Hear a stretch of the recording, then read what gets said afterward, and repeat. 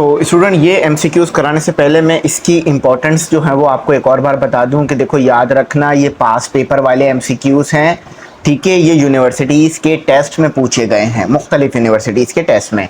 अच्छा, अगर ये पास पेपर करते हो एमडी कैट यानी मेडिकल यूनिवर्सिटी में एडमिशन चाहिए तो ये वहाँ पर भी हेल्प करेंगे, ठीक है। ये तमाम चैप्टर से हैं, ये आपको ई कैट के अंदर भी हेल्प करेंगे। जैसे कि आप एनईडी में एडमिशन लेना चाह रहे हो, कराची यूनिवर्सिटी में, दाऊद यूनिवर्सिटी में, डॉ यूनिवर्सिटी में एडमिशन लेना चाह रहे हो, या किसी भी यूनिवर्सिटी में एडमिशन लेना चाह रहे हो, मेहरान, नस्ट, फास, ये सब जगह आपको हेल्प करेंगे। तो इन्हें आप अच्छी तरीके से समझना, सीरियस लेना, क्योंकि ये इस टाइप के एमसीक्यूज आएंगे। मैं सिर्फ आपको एमसीक्यूज समझाऊंगा नहीं, बल्कि आपको उसके साथ साथ कॉन्सेप्ट भी दे दूंगा, ताकि इस तरह का कोई भी एमसीक्यूज घर बैठे खुद सॉल्व कर सको और बहुत सारे एमसीक्यूज आप कर सकोगे। चलो सबसे पहले एक सबसे आसान एमसीक्यूज, उसके बाद फिर मजीद हार्ड एमसीक्यूज शुरू होंगे। देखो भाई, सिग्निफिकेंट फिगर्स जो कि आप क्लास 9 से पढ़ते आ रहे हो उसके बारे में पूछ रहे हैं। देखो याद रखना, जब भी पॉइंट से पहले जीरो और पॉइंट के बाद जीरो होते हैं तो उन्हें इग्नोर कर देते हैं। पॉइंट से पहले जितने जीरो हैं, पॉइंट के बाद जितने जीरो हैं, इग्नोर कर देंगे। कहां तक? जहां तक नॉन इंटीजर नंबर, जहां तक जो है वो कोई इंटीजर ना आ जाए या नॉन जीरो नंबर ना आ जाए। जैसी नॉन जीरो नंबर आएगा वहां से काउंट करना शुरू करेंगे। जैसे 2 एक नॉन जीरो नंबर है, तो जैसे 1 2 3, तो सिग्निफिकेंट फिगर कितने हो गए? 3। तो सिग्निफिकेंट फिगर्स के रूल्स हैं, तो ये भी उसका एक रूल था, सही है। अच्छा, अब आ जाओ नेक्स्ट करते हैं। अच्छा देखो, नेक्स्ट समझना बड़ा आसान है लेकिन कॉन्सेप्ट वाला है। कह रहे हैं a डॉट बी जीरो आ रहा है, सही है, बहुत सिंपल सी बात है। मगर ये कह रहे हैं कि a की वैल्यू जीरो नहीं है, ना ही b की वैल्यू जीरो है। फिर ये a डॉट बी जीरो कैसे हुए? ठीक है, देखो वो क्या कह रहे हैं, वो कह रहे हैं where a and b are not equal to zero, ना a जीरो है ना b जीरो है, फिर भी a और b का डॉट प्रोडक्ट जीरो है। तो आओ इसको समझते हैं, कॉन्सेप्ट क्लियर करते हैं। ये बात समझ आ गई, a की वैल्यू जीरो नहीं है, b की वैल्यू आपको क्या दिया हुआ है? a डॉट b दिया हुआ है, सही है, जीरो के बराबर आएगा। अगर मैं a डॉट b को खोलूं तो क्या बनेगा? कॉस थीटा, है ना, डॉट खुलेगा तो कॉस। अच्छा, अब देखो यार, a डॉट b जीरो आने की कंडीशन ये होगी कि यार a और b एक दूसरे के परपेंडिकुलर होंगे। फॉर एग्जाम्पल, a इस डायरेक्शन में है तो b इस डायरेक्शन में होगा, और एंगल अगर चेक करोगे तो 90 का निकल कर आएगा। अब जब उसे यहां डालोगे a और b को, और जब cos 90 आता है तो ये जीरो हो जाता है, तो जीरो इक्वल टू जीरो। तो a और b की वैल्यू जीरो नहीं है, मगर a और b का डॉट प्रोडक्ट करने पे जीरो आ रहा है। इसका मतलब ये है कि ये दोनों एक दूसरे के परपेंडिकुलर हैं। ये a हो गया, ये b हो गया। कॉन्सेप्ट क्लियर हुआ? बात समझ आई? बस यही छोटी छोटी बातें मुझे आपको समझानी है, सही है। चलो अब आगे चलते हैं, यही करते हैं। अच्छा, फॉर्मूले भी मैं लिखवाता रहूंगा तो आप लोगों को बात और अच्छी समझ में आएगी इंशाल्लाह। देखो, the rate of change of momentum is called, देखो ये फॉर्मूला है basically, F is equal to P upon T। Rate यानी टाइम के रिस्पेक्ट से चेंज आना, और मोमेंटम में टाइम के रिस्पेक्ट से चेंज आता है तो क्या बनती है? फोर्स बनती है। तो इसका B सही है, ऊपर वाले का भी B सही था, ठीक है, परपेंडिकुलर टू B। यहाँ पर A is perpendicular to B, तो आप समझ जाओगे तो कॉन्सेप्ट क्लियर हो जाएंगे। अच्छा, अब यहाँ आ जाओ। The component of velocity remain same in projectile motion. देखो प्रोजेक्टाइल मोशन हो रहा है। अच्छा देखो यार, बहुत सारे बच्चों को ना एक डाउट होता है कि यार प्रोजेक्टाइल मोशन हो कैसे रहा होता है, इसको समझो। देखो याद रखना, अगर मैं यहाँ से किसी चीज़ को फेंक रहा हूँ तो मैं सिर्फ इधर ही फोर्स लगाऊंगा और पूरे मोशन के दौरान कहीं भी फोर्स नहीं लगेगी। फॉर एग्जाम्पल, अगर यहाँ पर ये बॉल आ जाए तो यहाँ पर कोई अलग से फोर्स इसको नहीं दे रहा, मैं बस इनिशियल पॉइंट पे फोर्स दूंगा। देखो इनिशियल पॉइंट पर फोर्स दूंगा, बाकी जो इनिशियल पॉइंट की फोर्स है उसको इस्तेमाल कर कर ऑब्जेक्ट यहां तक आएगा। अगर कंटिन्यूसली फोर्स देता तो फिर ऑब्जेक्ट यहां आने के बजाय सीधा ऊपर चला जाता। सही है, बात समझ गए ना। तो ये बात भी आपको पता होगी कि प्रोजेक्टाइल मोशन में y कंपोनेंट चेंज हो रहा होता है, x कंपोनेंट कांस्टेंट होता है। तो जो आपको बहुत अच्छी तरीके से पता है उसमें मैं ज्यादा टाइम नहीं लूंगा। The dash component of velocity remain same in projectile motion, x component जिसे आप प्यार से हॉरिजॉन्टल कंपोनेंट भी कहते हैं, हॉरिजॉन्टल कंपोनेंट। ठीक है, बात क्लियर हो गई। चलो यहाँ आ जाओ। अब ये भी फॉर्मूला, ये the rate of change of angular momentum is called. देखो ऊपर मोमेंटम था, अगर मैं आपको दिखा दूं आपको पता चले यहां, अच्छा यहां मैंने जस्ट मोमेंटम लिया था, बल्कि ये रहा, हाँ यहां जस्ट मोमेंटम था, ठीक है यहां जस्ट मोमेंटम था, लेकिन नीचे एंगुलर का वर्ड भी इस्तेमाल हुआ है। तो याद रखना एंगुलर और सिर्फ मोमेंटम फर्क होता है। अगर मैं मोमेंटम बोल रहा हूं तो इसका मतलब है लीनियर मोमेंटम, यानी पी की बात कर रहा हूं, और एंगुलर बोल रहा हूं तो फिर उससे तो आपको क्लियर हो जाएगा, ठीक है कि एंगुलर मोमेंटम की बात हो रही है। सही है, तो एंगुलर मोमेंटम यानी इसका मतलब क्या है, ये आपसे कह रहे हैं एंगुलर मोमेंटम, यानी एंगुलर मोमेंटम हम एल से डिफाइन कर देते हैं। तो एंगुलर मोमेंटम में टाइम के रिस्पेक्ट से चेंज आना, ये किसके बराबर होता है, टॉर्क के बराबर होता है। बी सही है इसका भी। चलो यहां आ जाओ, the value of gravitational acceleration at the centre of the earth is, देखो ये हमारी प्यारी अर्थ है, सही है, थोड़ी सी सही नहीं बनी, इसको सही बना लेते हैं, अर्थ नाराज हो जाएगी वरना, ठीक है। तो ये हमारी प्यारी अर्थ आ गई, सही है, ये अर्थ का सेंटर है, यहां पर ये ACC का मतलब है एक्सेलरेशन, ठीक है। देखो एक्सेलरेशन की स्पेलिंग है ना शॉर्ट में लिखी हुई है, अच्छी बात है। देखो ये N है, ठीक है, मैं इसको बेहतर कर देता हूं ताकि आपको समझने में मुश्किल ना हो, ठीक है। तो ये आपके पास एक्सेलरेशन है, तो याद रखना, फॉर्मूला बता रहा हूं उसको याद रखना, हमेशा जिंदगी भर याद रहेगी बात। अर्थ के सेंटर पर G की वैल्यू 0 होती है। अब वजह सुनो, वजह क्या है, वजह असल है, वरना तो फिर बात समझ नहीं आनी। वजह यह है कि जो फॉर्मूला है ना हमारे पास, G is equal to GM upon R का स्क्वायर, यहां पर R की वैल्यू क्या होगी, 0 है ना, क्योंकि अभी आपने कोई डिस्टेंस कवर ही नहीं किया। R की वैल्यू सेंटर से लेना शुरू करते हैं ना, यहां से लेकर यहां तक की R की वैल्यू क्या हो गई, फॉर एग्जाम्पल 2, लेकिन यहां पर R की वैल्यू क्या है, 0। तो जब यहां 0 रखोगे तो G इक्वल टू 0 हो जाएगा। समझ में आई बात, इसीलिए जो है वो ये आ रहा है आपके पास B, इधर भी B आ गया 0, 56 B। सही, बात क्लियर हुई। इस फॉर्मूले को याद रखना, ये फॉर्मूला आपके लिए लाइफ सेवर रहेगा। इसमें इससे आप ये ये यूनिवर्सल ग्रेविटेशनल कांस्टेंट है, ठीक है, ग्रेविटेशनल कांस्टेंट है, ये मास ऑफ अर्थ है, ये रेडियस है, और सेंटर पे तो रेडियस की वैल्यू 0 होती है ना, और G की वैल्यू फिर 0 आ गई। अच्छा, इन ग्रेविटेशनल फील्ड, आप एक ग्रेविटेशनल फील्ड के अंदर हो, फॉर एग्जाम्पल आप ऐसी जगह पर हो जहां पर ग्रेविटेशनल फील्ड मौजूद है, तो अगर वर्क करोगे क्लोज पाथ में तो वो 0 आएगा। अब देखो इसकी डेरिवेशन भी आप 10 बार कर चुके हो और इसे आप प्रूफ कर चुके हो, तो मुझे बताने की जरूरत नहीं है। मैं आपको जरा बता दूं, ये ट्रायंगल बनाकर इस तरह से डेरिवेशन की जाती थी ना, कि पहले यूं आते थे, फिर यूं आते थे, फिर इस तरफ आते थे, तो वर्क की वैल्यू 0 आ जाती थी, या पहले इधर आ जाते थे, फिर इस तरफ आ जाते थे, फिर इस तरफ, तो 0 आ जाती थी। तो ये वही बात कर रहे हैं। चलो मजीद फर्दर चलते हैं, ठीक है। थोड़ा सा ना डायग्राम थोड़ी सी वाइब्रेट हो रही है मेरी, तो मैं से बेहतर करता हूं। इन ट्रांसफर वेव्स, आपके पास एक ट्रांसफर वेव है। अब ट्रांसफर वेव बताता हूं मैं होती क्या है। ट्रांसफर वेव में पार्टिकल जो है मीडियम के, वो कैसे वाइब्रेट करते हैं, समझो जरा, एक एक वर्ड समझो। सबसे पहले वर्ड ट्रांसफर वेव समझो। देखो ट्रांसफर वेव वो वेव होती है जिसमें पार्टिकल तो ऊपर नीचे मोशन करे, मगर वो वेव सामने की तरफ मोशन करे। समझो बात, वेव की प्रोपेगेशन किस तरफ है, बी पॉइंट की तरफ है। ए पॉइंट से वेव शुरू हुई, समझो इस पॉइंट से वेव शुरू हुई, ए पॉइंट से वेव शुरू हुई, बी पॉइंट पे जा रही है, यानी वेव की प्रोपेगेशन कहां है, सामने की तरफ है। डायरेक्शन कहां है, सामने की तरफ है, बी की तरफ है। मगर पार्टिकल देखो कहां जा रहा है, पार्टिकल ऊपर की तरफ जा रहा है। वेव सामने की तरफ जा रही है, पार्टिकल ऊपर की तरफ, तो एंगल कितना बना, 90 का बना। तो यानी क्या हुआ, परपेंडिकुलर। देखो ना पार्टिकल क्या कर रहा है, पार्टिकल पहले ऊपर जा रहा है, ये पार्टिकल है बेसिकली, ये कुछ नहीं है, ये पार्टिकल्स हैं।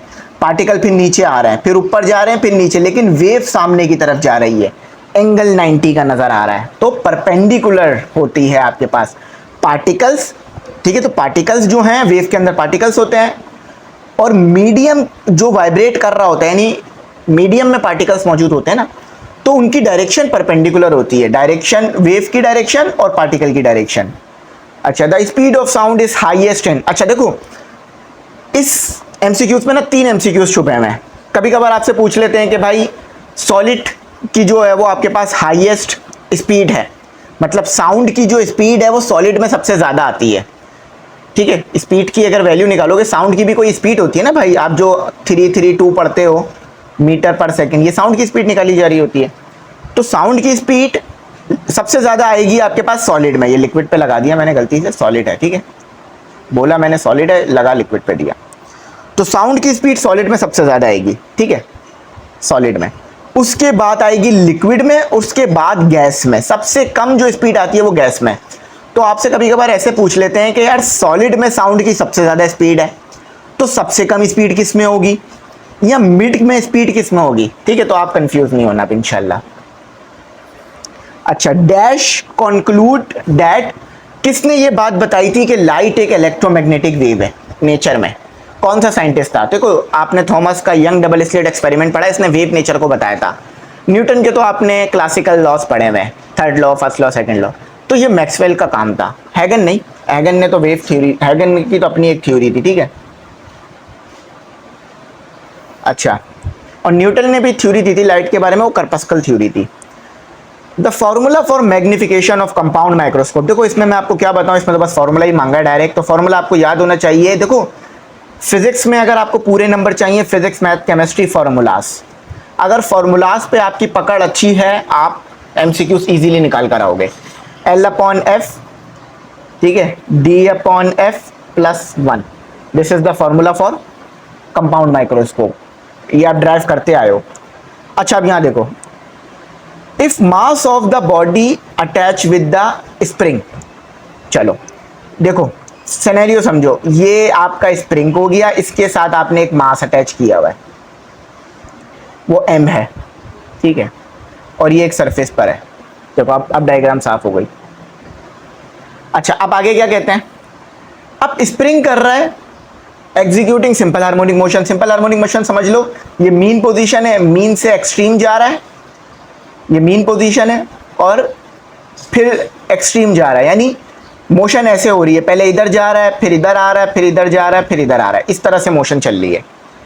तो ये कह रहे हैं कि यार इंक्रीज 4 टाइम्स। हमने क्या किया, हमने जो मास है उसको 4 टाइम बढ़ा दिया। देखो ना, कह रहे हैं if mass of the body, जो मास बॉडी के साथ अटैच है और वो स्प्रिंग के साथ भी अटैच है, ठीक है, यानी स्प्रिंग के साथ एक मास अटैच है और सिंपल हार्मोनिक मोशन हो रहा है, तो हमने मास को इंक्रीज कर दिया 4 टाइम्स।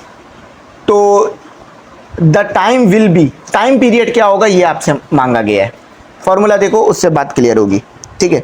फॉर्मूला आपके पास है T = 2 होल रेडिकल m/k। देखो ये तो कांस्टेंट है, ये भी कांस्टेंट है, कुछ भी चेंज नहीं हो रहा, बस m चेंज हो रहा है। तो 4 टाइम हमने मास बढ़ाया है, 2 इसको प्राइम कर लो, ठीक है, क्योंकि हम चेंज निकाल लेना। तो 4 हो गया, m हो गया और k हो गया। देखो 4 से स्क्वायर रूट कैंसिल, क्योंकि 4 क्या होता है, 4 आपके पास होता है 2 का स्क्वायर, तो स्क्वायर से स्क्वायर रूट कैंसिल, तो 2 बाहर आ जाएगा, सही है। अच्छा, इस 2 को बाहर कर दिया, 2 अच्छा, अब मुझे लग रहा है आपको थोड़ा सा समझने में मुश्किल हो जाएगी कि मैंने 4 से क्या करा है। देखो 4 को मैंने लिख दिया 2 का स्क्वायर, यहाँ क्लियर करो कॉन्सेप्ट को। मास हमें क्या कहा था, मास हमें कहा था कि ये 4 गुना हो चुका है, सही है, सही है। तो इसको T प्राइम कर लो, तो M प्राइम हो जाएगा। तो मास 4 गुना हो गया था, है ना। तो 4 क्या होता है, 2 का स्क्वायर, तो मैंने 2 का स्क्वायर लिख दिया, तो स्क्वायर से स्क्वायर रूट कैंसिल, तो 2 बाहर आ गया, है ना। तो अब ये किसका फॉर्मूला बन गया, T का फॉर्मूला बन गया। तो T = प्राइम कर दो, चेंज निकाल लो, तो 2T ये आपके पास आ रहा है। तो क्या हुआ, 2 टाइम, A सही हुआ, 62 का A सही हुआ, सही। अच्छा, ये C था इसका, मैंने बता दिया था ना, फॉर्मूला बराबर में लिख दिया था। Radar is the practical application of, देखो इसी तरह की चीजें पूछते हैं अगर थ्योरेटिकल पूछ रहे हैं, न्यूमेरिकल वाले आगे आएंगे, टेंशन नहीं लो। रेडार जो है ना वो बेस्ट एग्जाम्पल है डॉपलर इफेक्ट की। डॉपलर इफेक्ट पढ़ा है ना साउंड के लिए, तो डॉपलर इफेक्ट इलेक्ट्रोमैग्नेटिक वेव के लिए भी लगता है। रेडार इलेक्ट्रोमैग्नेटिक वेव पे काम कर रहा होता है उसके प्रिंसिपल पर। ठीक है, तो ये इसका डी है। अच्छा, अब देखो सिंपल पूछ रहे हैं इन इलास्टिक कोलिजन। देखो इलास्टिक कोलिजन में काइनेटिक एनर्जी और मोमेंटम दोनों कंजर्व रहता है, मगर इन इलास्टिक कोलिजन में मोमेंटम तो कंजर्व रहता है, ठीक है, रिमेन कंजर्व यानी चेंज नहीं होता मोमेंटम, मगर काइनेटिक एनर्जी चेंज हो जाती है। तो 64 का आपके पास आ गया बी।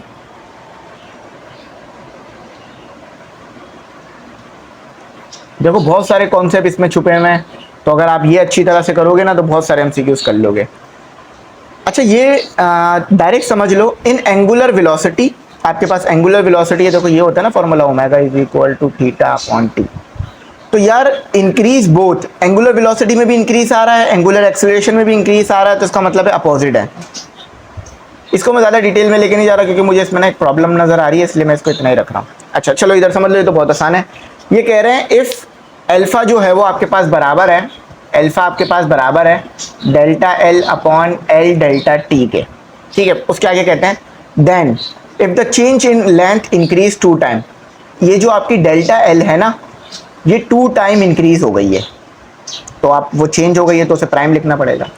अच्छा देखो, चेंज का मतलब है इंक्रीज, इंक्रीज चेंज, तो ये जो डेल्टा है ये चेंज को बताता है, सही है। तो अगर आपकी जो लेंथ है, इसको प्राइम कर लेते हैं, ठीक है, तो अगर आपकी जो लेंथ है वो क्या आ गई है, वो आ गई है आपकी 2 डेल्टा एल, ये टी है, तो एल डेल्टा टी हो गया, सही है। तो आपके पास क्या आया, तो ये तो आपके पास दोबारा ये जो ये वाला जो पार्ट है, ये दोबारा दोबारा आपके पास अल्फा बन जाएगा, तो 2 अल्फा आ रहा है, इसका मतलब है डबल हो गया आपके पास, ये जो अल्फा है ये डबल आएगा अगर चेंज जो है वो 2 टाइम आ रहा है।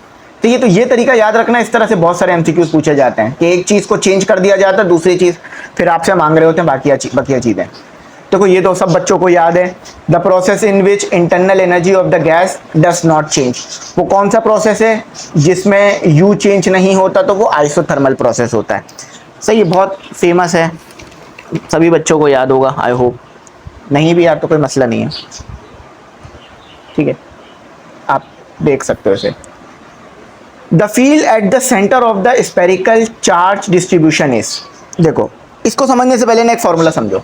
इलेक्ट्रिक फील्ड की बात कर रहे हैं, इलेक्ट्रिक फील्ड का फॉर्मूला क्या है, E upon 4 pi E naught Q upon R का क्यूब, सही है।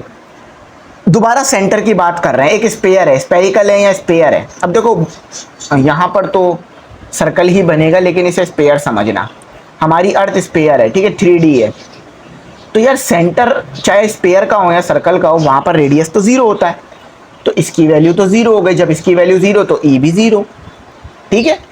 तो सेंटर पे ये मसला आता है कि ये जो फॉर्मूला आया हुआ है ना, इसमें 0 आ जाता है। According to Ohm's law, Ohm's law के मुताबिक करंट के दरमियान और पोटेंशियल डिफरेंस के दरमियान क्या रिलेशन है, देखो V directly proportional I, linear relation है, करंट बढ़ा रहे हो पोटेंशियल डिफरेंस बढ़ रहा है।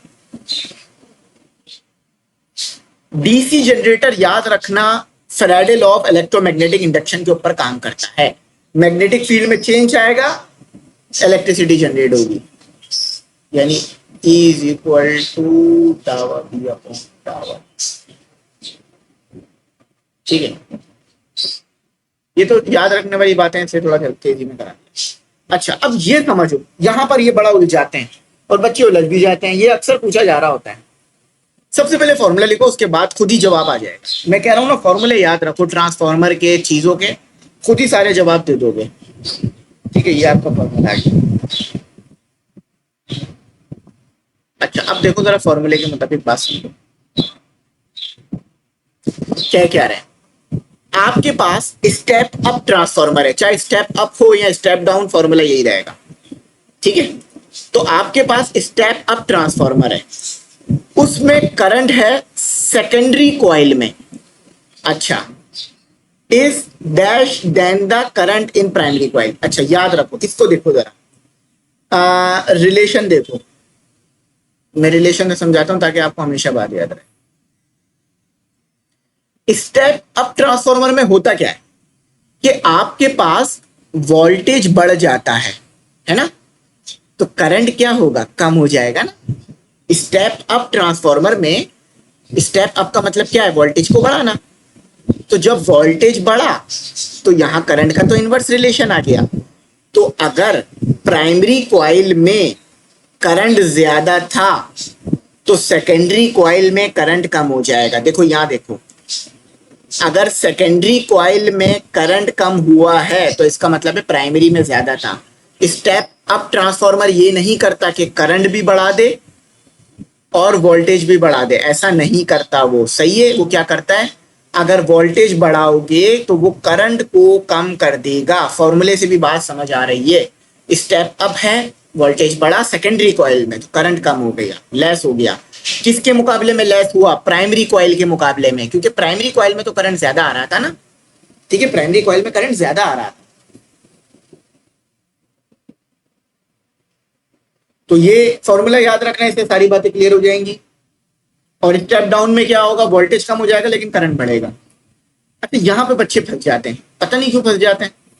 ये वर्ड इग्नोर कर जाते हैं बच्चे, ये वर्ड इग्नोर हो जाता है उनसे। अब देखो मजे की बात, टू मेजर, आपको मेजर करना है क्या, करंट, किसकी मदद से, एम मीटर की मदद से। तो ये कह रहे हैं कि एम मीटर को मैं सर्किट में कैसे लगाऊं, जरा बात सुनो। ये आपके पास करंट आ रहा है, सही है, समझो ये आपके पास एक बैटरी लगी हुई है, ठीक है, ये पोटेंशियल डिफरेंस का सोर्स लगा दिया। अब मैं एम मीटर को सीरीज पे लगाऊं या पैरेलल में, यानी यहां पे लगाऊं या यहां पे लगाऊं। ठीक है, तो मैं एम मीटर को लगाऊंगा सीरीज में। क्यों, क्योंकि यार सीरीज में करंट सेम होता है, पोटेंशियल डिफरेंस अलग आता है। तो जो करंट यहां पर है वही करंट यहां पर चाहिए, तो सीरीज पे मुझे कनेक्ट करना पड़ेगा एम मीटर को। अब बच्चे बोलते हैं सर पैरेलल, देखो पैरेलल में क्या होता है कि शंट रेजिस्टेंस को कनेक्ट किया जाता है। आपको पता है ना, एम मीटर से गैल्वेनोमीटर से एम मीटर बनाना हो तो शंट रेजिस्टेंस को पैरेलल में डालते हैं, लेकिन सर्किट में तो सीरीज में डालेंगे ना करंट मेजर करने के लिए, वरना अगर सर्किट में पैरेलल डाल दिया तो मसला बन जाएगा। तो चलो आगे चलते हैं और आगे समझते हैं। सही है, अच्छा। बाय इंक्रीजिंग द टेम्परेचर, हम टेम्परेचर बढ़ा रहे हैं, द रेजिस्टेंस ऑफ सेमीकंडक्टर। देखो यार ये बात समझ लो, ये फॉर्मूला वैसे आप लोगों के लेवल का है तो नहीं, है ग्रेजुएशन लेवल का है, लेकिन बात समझ लो कि ये है बैंड गैप, डी लिखा जाता है कि 2K बीटा होता है ना, 2K बीटा, ये ग्रेजुएशन लेवल का, ये डिनोमिनेटर में। थोड़ा सा अगर मैं इसको मजीद अच्छा करके लिखूं तो ये ऐसे कहलाएगा।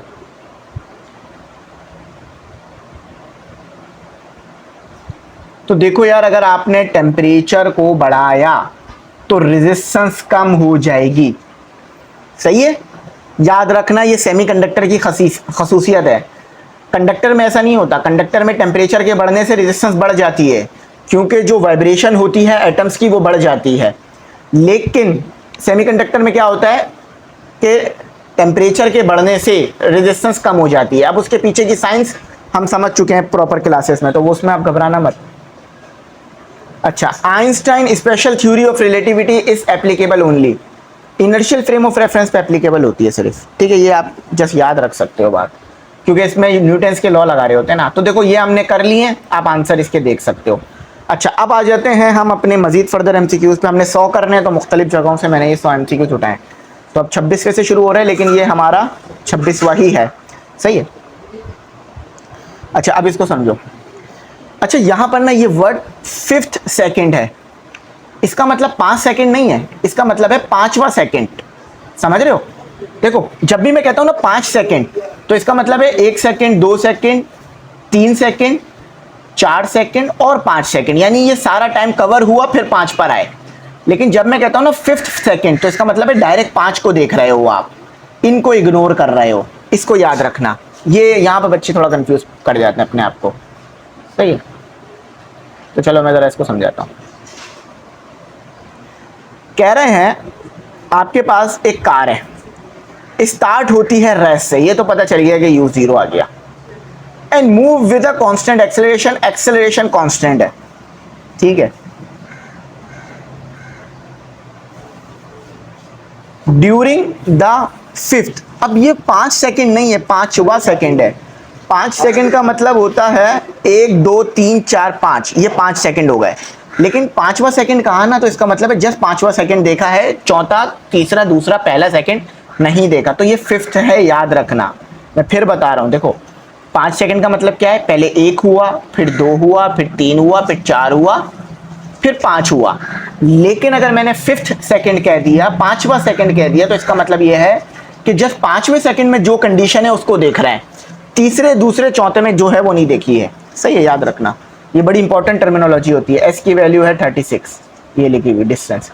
ये कह रहे हैं एक्सेलरेशन क्या होगा, तो याद रखना जब भी आपको कोई सेकंड बता दें, जैसे कि सेकंड, थर्ड सेकंड, तो उस सिचुएशन में जो आपके पास फॉर्मूला आता है डिस्टेंस के लिए वो ये आता है। ये ड्राइव होकर आया है, तो डेरिवेशन हमारे कोर्स का पार्ट नहीं है, तो इसलिए मैं उसे नहीं करा रहा।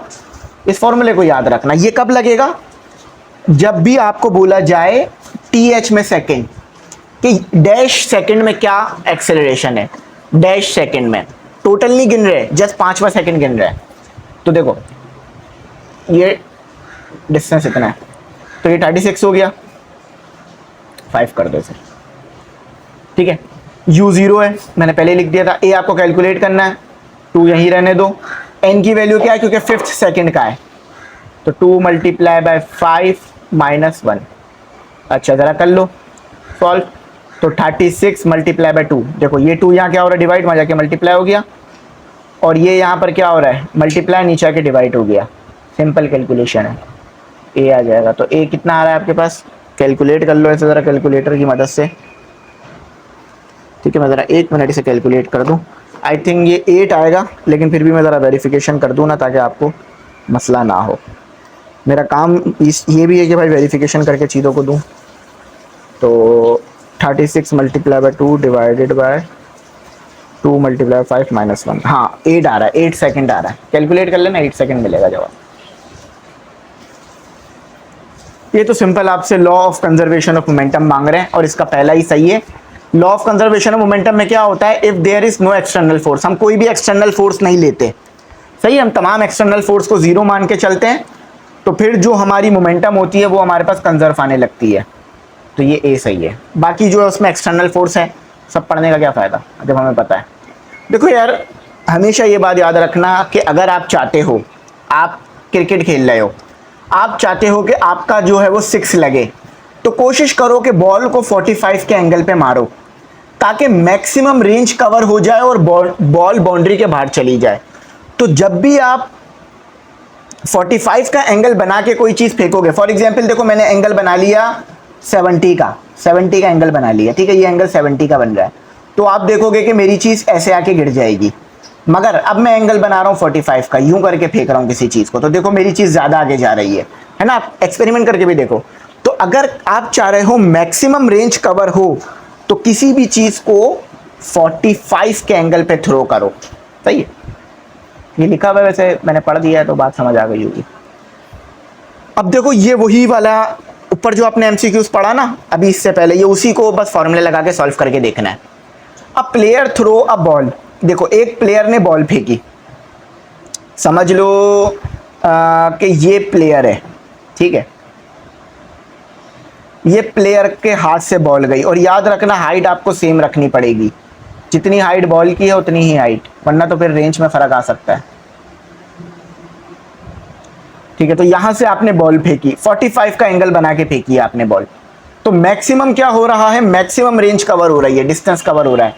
सर मैं पढ़ देता हूं सही से, क्या कह रहे हैं, एक प्लेयर है, उसने बॉल को फेंका, इनिशियल वेलोसिटी उसके पास है बेसिकली यू है 36 मीटर पर second. The maximum distance the ball can reach, कितना मैक्सिमम डिस्टेंस रीच होगा ये बता दो, तो इसको हम आर से लिखते हैं, सही है। प्रोजेक्टाइल में हम इसे एस नहीं लिखते हैं, आर लिख रहे होते हैं, इसकी नोटेशन आर है, आपने पढ़ रखा है ये सब, ठीक है। अच्छा, आपने ये अज्यूम करना है कि जहां से बॉल फेंकी थी वहीं तक उसी डिस्टेंस पे आई है, मतलब जितने डिस्टेंस पे आपने बॉल फेंकी थी उतने डिस्टेंस पे बॉल आ गई है, यानी आपने हाइट को सेम रखना है, ठीक है, हाइट को चेंज नहीं करना वरना फर्क आ जाएगा। अगर आपने ज़मीन पे गिरने का हिसाब लिया ना तो थोड़ा सा ये इजाफी आ जाएगा, ये वाला हिस्सा, ठीक है, ये वाला हिस्सा इजाफी आ जाएगा। तो फॉर्मूला लगा लेते रेंज का, आर इज इक्वल टू, ये कैलकुलेट करनी है, वी नॉट स्क्वायर तो नहीं आता ना, हाँ नहीं आता, बल्कि वी का ये यू का स्क्वायर, ये जैसे लिखना चाहो, यू का स्क्वायर साइन 2 थीटा, अच्छा ये स्क्वायर नहीं है, 2 है, थीटा के साथ 2 है, और जी, अच्छा देखो ज़रा, आर इज इक्वल टू, ये आ गया आपके पास 36 का स्क्वायर, ये साइन हो गया, ये आपके पास 2 आ गया, 45 के एंगल पे मैंने कहा मैक्सिमम कवर होगी ना रेंज, और ये 9.8 आ गया। इसको सॉल्व करोगे तो जस्ट नथिंग आएगा आपके पास 130, नहीं आपके पास 132 आएगा, 132। देखो करीब करीब कितना ज़्यादा है, तुक्का मारोगे तो भी गलत हो जाएगा, ठीक है।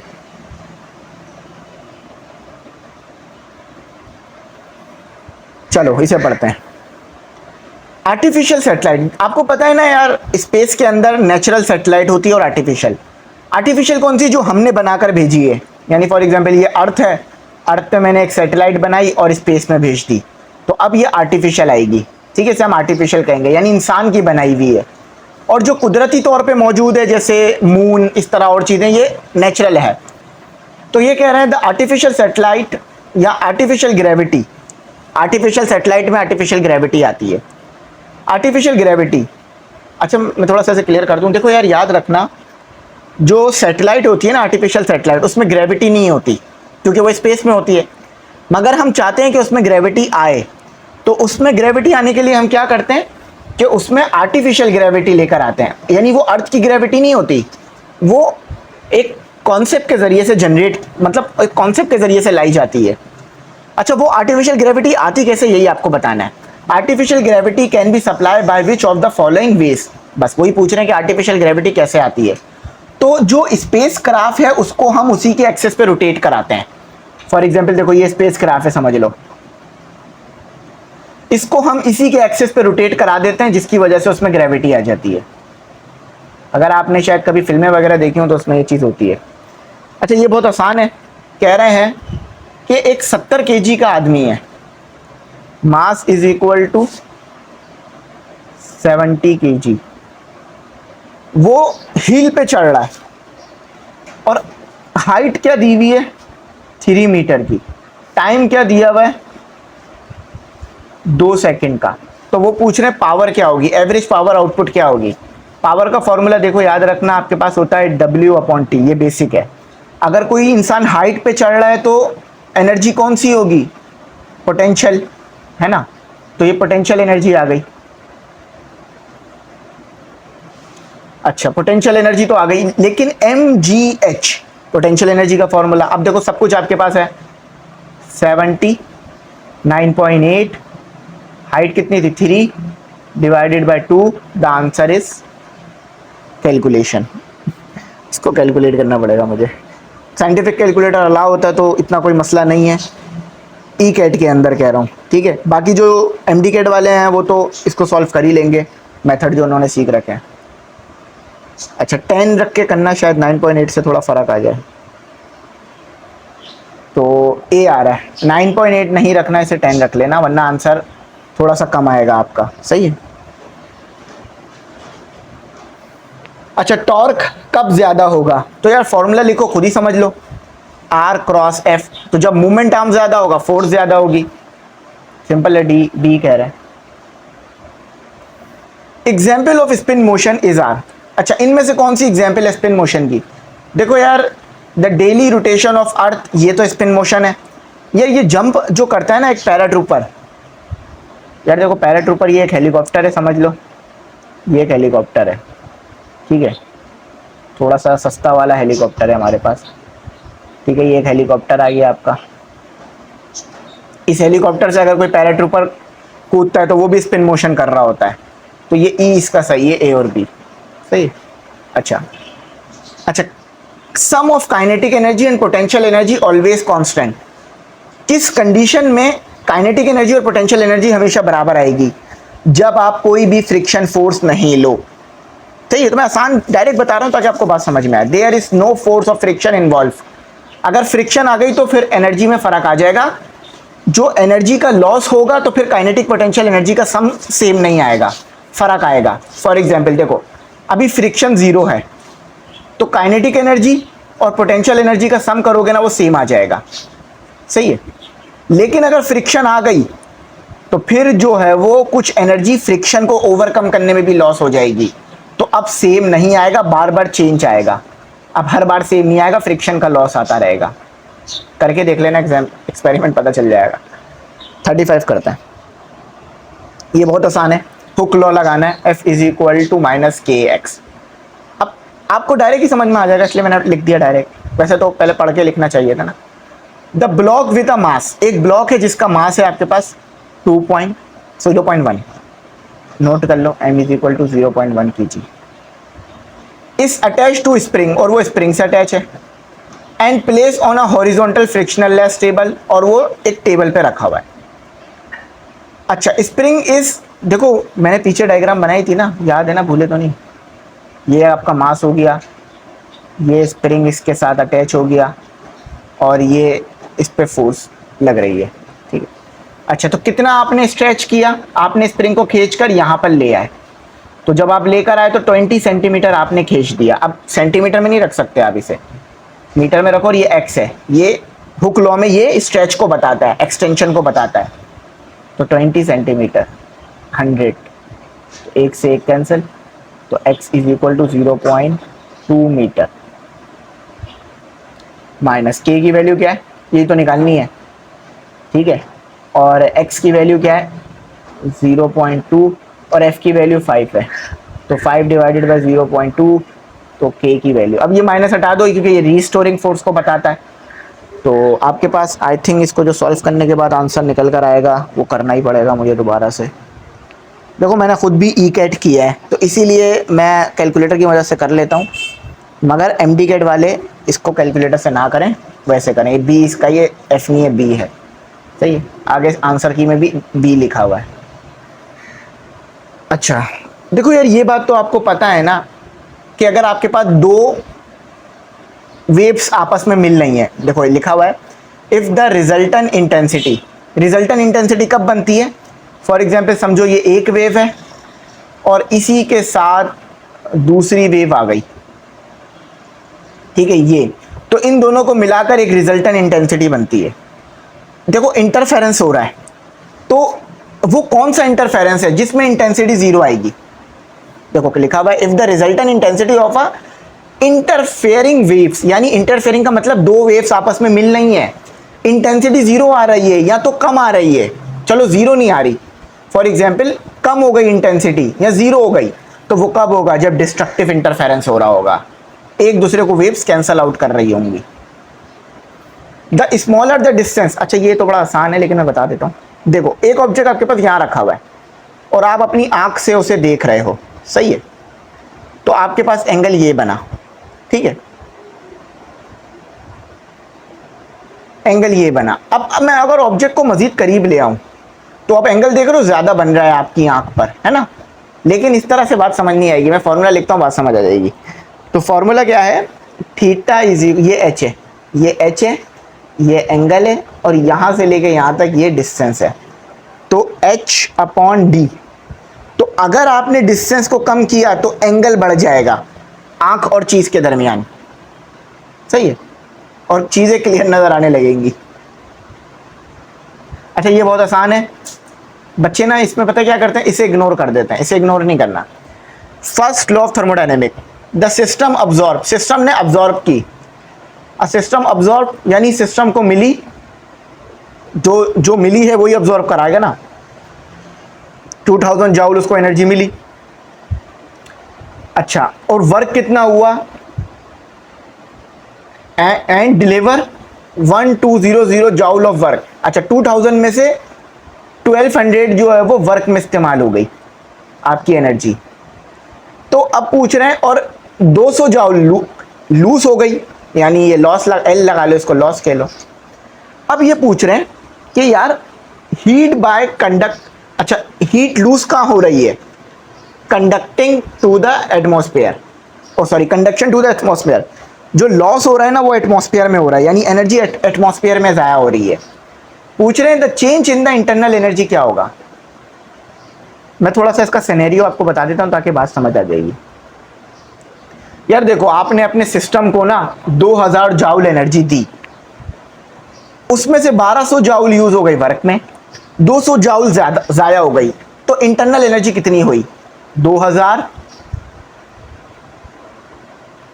और 1200। तो 2000 में से मैंने माइनस किया 1200 को, लेकिन मुझे एक और चीज को भी माइनस करना पड़ेगा, वो है 200। 200 भी जाया हुई है 2000 में से एटमॉस्फेयर में। तो ये कितना हो गया मेरे पास? ये 1400, तो 600 आपका आंसर आएगा। एफिशिएंसी का फॉर्मूला लगाओ, कैलकुलेट कर लो। अच्छा, यहां बच्चे गलती कर जाते हैं, वो गलती मैं बताता हूं। कार्नोट इंजन की एफिशिएंसी का फॉर्मूला है एन ईटा, बल्कि eta is equal to 1 minus T C, यानी कोल्ड बॉडी का temperature, T H hot body का टेम्परेचर, मल्टीप्लाई बाय 100। याद रखना ये सेल्सियस में है, केल्विन में डालना पड़ेगा, वरना आंसर गलत आएगा, फिर आप बोलोगे सर आपने गलत कराया। तो एक काम करते हैं, केल्विन में ले जाने के लिए 273 को प्लस करना पड़ता है ना, तो प्लस कर लेते हैं 50। ये हो गया आपके पास हॉट बॉडी, क्योंकि जो हाई टेम्परेचर है वो हॉट बॉडी का होगा, जो कम टेम्परेचर है वो कोल्ड। आपने फॉर्मूला ना ये ऐसे पढ़ा होगा, ऐसे पढ़ा होगा, है ना, ऐसे पढ़ा होगा। तो उसमें भी आपको टीचर ये बात बता देते हैं कि ये T2 जो है वो हॉट बॉडी है, सॉरी T2 जो है ये कोल्ड बॉडी है, और T1 जो है ये हॉट बॉडी है। तो 1 माइनस T2 क्या आ रहा है? T2 बताओ जरा जल्दी से मुझे। ये आ रहा है मेरे पास 50, और इसमें प्लस कर दिया मैंने 273। 273 को ज़रूर ऐड करना, वरना आंसर गलत आएगा। और इसमें मैंने ऐड कर दिया 273 और मल्टीप्लाई बाय 100 कर दिया, तो ईटा मेरे पास आ रहा है 23.6 कुछ, सी आएगा 39 का सी। सही है, बात क्लियर हो गई। आप ये एक और करते हैं, वैसे तो 100 करने हैं हमने पूरे। अच्छा, कंडीशन समझना, इस तरह के पूछे जाते हैं। एन इलेक्ट्रॉन, आपके पास एक इलेक्ट्रॉन है, वो सिचुएटेड है, यानी मौजूद है मिडवे, कहां पर? दो प्लेट्स के दरमियान में मौजूद है। जरा समझो, ये आपके पास हो गई पॉजिटिव प्लेट, ठीक है, ये आपके पास हो गई नेगेटिव प्लेट, ठीक है। अब इलेक्ट्रॉन यहां पे मौजूद है, ये रहा आपका इलेक्ट्रॉन। अच्छा, ये वाली प्लेट क्या कर रही होगी? इलेक्ट्रॉन को अपनी तरफ अट्रैक्ट करने की कोशिश, क्योंकि इलेक्ट्रॉन पे नेगेटिव चार्ज है, इस पे पॉजिटिव प्लेट पे, और वेट क्या कर रहा होगा? नीचे लाने की कोशिश कर रहा होगा इलेक्ट्रॉन को। तो इलेक्ट्रोस्टैटिक फोर्स बराबर हो गई होगी वेट के, क्योंकि एक फोर्स ऊपर खींचने की कोशिश कर रही है, एक फोर्स नीचे। तो जब दोनों फोर्सेस बराबर हो गई होंगी, जब भी तो इलेक्ट्रॉन बीच में फंस गया। चलो ये बात समझ आ गई, लेकिन यहां आपसे कुछ और पूछा गया है। अच्छा, डिस्टेंस कितना है प्लेट्स के दरमियान? इसे हम आर कहेंगे, जो कि हमें लमसम में दिया हुआ है 0.5 सेंटीमीटर। अब आप इसे 0.5 नहीं रख सकते, सेंटीमीटर है तो इसको 100 से डिवाइड कराना होगा, या प्रीफिक्स ले लो, तो ये आ जाएगा आपके पास 0.005 मीटर। अच्छा, ये पूछ रहे हैं कि आपके पास एक इलेक्ट्रॉन है जो बीच में फंसा हुआ है दो प्लेट्स के, दोनों प्लेट के दरमियान डिस्टेंस 0.5 सेंटीमीटर का है। One of the plate is maintain, एक प्लेट, यानी पोटेंशियल डिफरेंस आपको 60 का दिया हुआ है, वी वोल्टेज आपको 60 दिया हुआ है। तो ये पूछ रहे हैं फोर्स कितनी लग रही है इलेक्ट्रॉन पे, ये बताओ, ये वाली फोर्स बताओ। अब जरा कंडीशन देखो, फोर्स का फॉर्मूला क्या है? अब यहां पर आपके पास देखो, वोल्टेज का फॉर्मूला लिखो, उसकी मदद से फोर्स निकलेगी, W/Q। ये फॉर्मूला याद है? सही है। तो W आ गया, सॉरी ये V आ गया, ये Q है ना, इसको मैं E लिख देता हूं, यानी चार्ज ऑफ इलेक्ट्रॉन। W किसके बराबर होता है? F.L, है ना, ठीक है। L कह लो या R कह लो, आपकी मर्जी है, डिस्टेंस ही है ना। तो VER और F वैल्यू पुट करो, तो यहां लिख लेते हैं F is equal to, V कितना है? 60, चार्ज ऑफ इलेक्ट्रॉन सब बच्चों को पता है, ये लिखा हुआ 1.6 मल्टीप्लाई 10⁻⁻19 और 0.005, तो आंसर आपके पास आएगा ए। सी भी सेम है लेकिन ए इसका जवाब होगा। तो आई होप यहाँ तक आपको समझ में आ गया हो। अब मजीद फर्दर आगे करते हैं। तो स्टूडेंट अब हम करते हैं अपना 41 जो है वो MCQs। अब देखते हैं इसमें जो है हमें क्या कहा जा रहा है। इसमें कहा जा रहा है the principle of a capacitor. देखो आप लोगों को पता है कि कैपेसिटर जो है वो आपके पास किस तरह से काम करता है। ये फॉर्मूला लिख लो, Q = CV, ठीक है। इस बेस्ड आपके पास जो प्रिंसिपल है कैपेसिटर का वो किस चीज़ के ऊपर बेस्ड है, आपको फैक्ट बताना है, ठीक है। फैक्ट आपको बताना है, तो देख लेते हैं। तो ये काफ़ी इसमें पॉइंट लिखे हुए, मैं डायरेक्ट आपको सही पॉइंट बताता हूँ ताकि आप लोगों को भी जो है ना टाइम भी सेफ हो और जो आप चाह रहे हैं ना वो आपको पता चले। तो इसका जो सही आ रहा है डी आ रहा है कि potential of a conductor is greatly reduce without affecting the charge in it. यानी देखो होता क्या तरह मैं समझा देता हूँ आपको, थोड़ा सा ना कैपेसिटर को समझ लो ताकि आपको बात समझ आए। कैपेसिटर में आपके पास दो प्लेट्स होती हैं, एक पैरेलल प्लेट, दोनों पैरेलल होती हैं आपस में। अब जो वोल्टेज इधर होता है ना बैटरी पर, समझ लो 9 वोल्ट है, तो थोड़ा थोड़ा करके वोल्टेज बढ़ना शुरू हो जाता है प्लेट्स के दरमियान, और कुछ टाइम बाद प्लेट्स के दरमियान भी 9 वोल्ट हो जाता है। लेकिन एकदम से 9 नहीं होता, थोड़ा थोड़ा करके बढ़ता है। और कब तक बढ़ता रहता है? जब तक प्लेट के दरमियान 9 वोल्ट ना हो जाए। जब दोनों प्लेट के दरमियान 9 वोल्ट आता है और ये भी 9 वोल्ट हो जाता है, तो फिर आपके पास चार्ज मजीद स्टोर होना रुक जाता है। अगर ये पॉजिटिव टर्मिनल है तो ये पॉजिटिव प्लेट बन जाती है और ये नेगेटिव। तो ये यहाँ पर यही बात कर रहे हैं कि ये ग्रेटली रिड्यूस या बढ़ता रहता है आपके पास। इसको समझते हैं। द करंट ऑफ, आपके पास करंट जो है वो है, करंट की वैल्यू लिख लो 4.4 ampere is flowing in a right. आपके पास जो करंट है वो फ्लो कर रहा है वायर में, यहाँ राइट की तरफ कह रहे हैं। अच्छा कहीं कहीं ना यहाँ ग्रामेटिकल एरर भी नज़र आ रहे होते हैं मुझे काफ़ी, तो जहाँ नज़र आएंगे वो मैं ठीक करा दूंगा। हाउ मैनी इलेक्ट्रॉन्स, कितने इलेक्ट्रॉन्स होंगे, ठीक है, कितने इलेक्ट्रॉन्स होंगे आपने बताना है। Passing given point in a wire, समझो एक वायर है, ठीक है, और एक वायर में आपके पास क्या है कि करंट फ्लो कर रहा है, ठीक है। अब एक पॉइंट पर हम चाह रहे हैं कि कितने इलेक्ट्रॉन हैं ये पता कर सकें। टाइम कितना है? 1 सेकेंड दिया हुआ है, तो टाइम भी नोट डाउन कर लो, 1 सेकेंड। अच्छा, if the charge on the electron, अब आपको पता है इलेक्ट्रॉन का चार्ज वैसे भी पता है और यहाँ गिवन भी है कि 1.6 मल्टीप्लाई 10⁻⁻19 और ये कूलम हो गया। अब देखो हमें क्या निकालना है? नंबर ऑफ इलेक्ट्रॉन, है ना, नंबर ऑफ इलेक्ट्रॉन हमें फाइंड करना है। तो यानी फॉर्मूला लगेगा Q = Ne। ये क्या है? टोटल चार्ज जो कि कंडक्टर में या जहां भी कहीं मौजूद है वायर में, ये है चार्ज ऑफ इलेक्ट्रॉन। अब मसला ये हमारे पास चार्ज नहीं है, हमें चार्ज ऑफ इलेक्ट्रॉन तो पता है, टोटल चार्ज नहीं पता। तो टोटल चार्ज के लिए हमें फॉर्मूला लगाना होगा I = Q/T। तो I और T मल्टीप्लाई हो जाएगा तो Q आ जाएगा।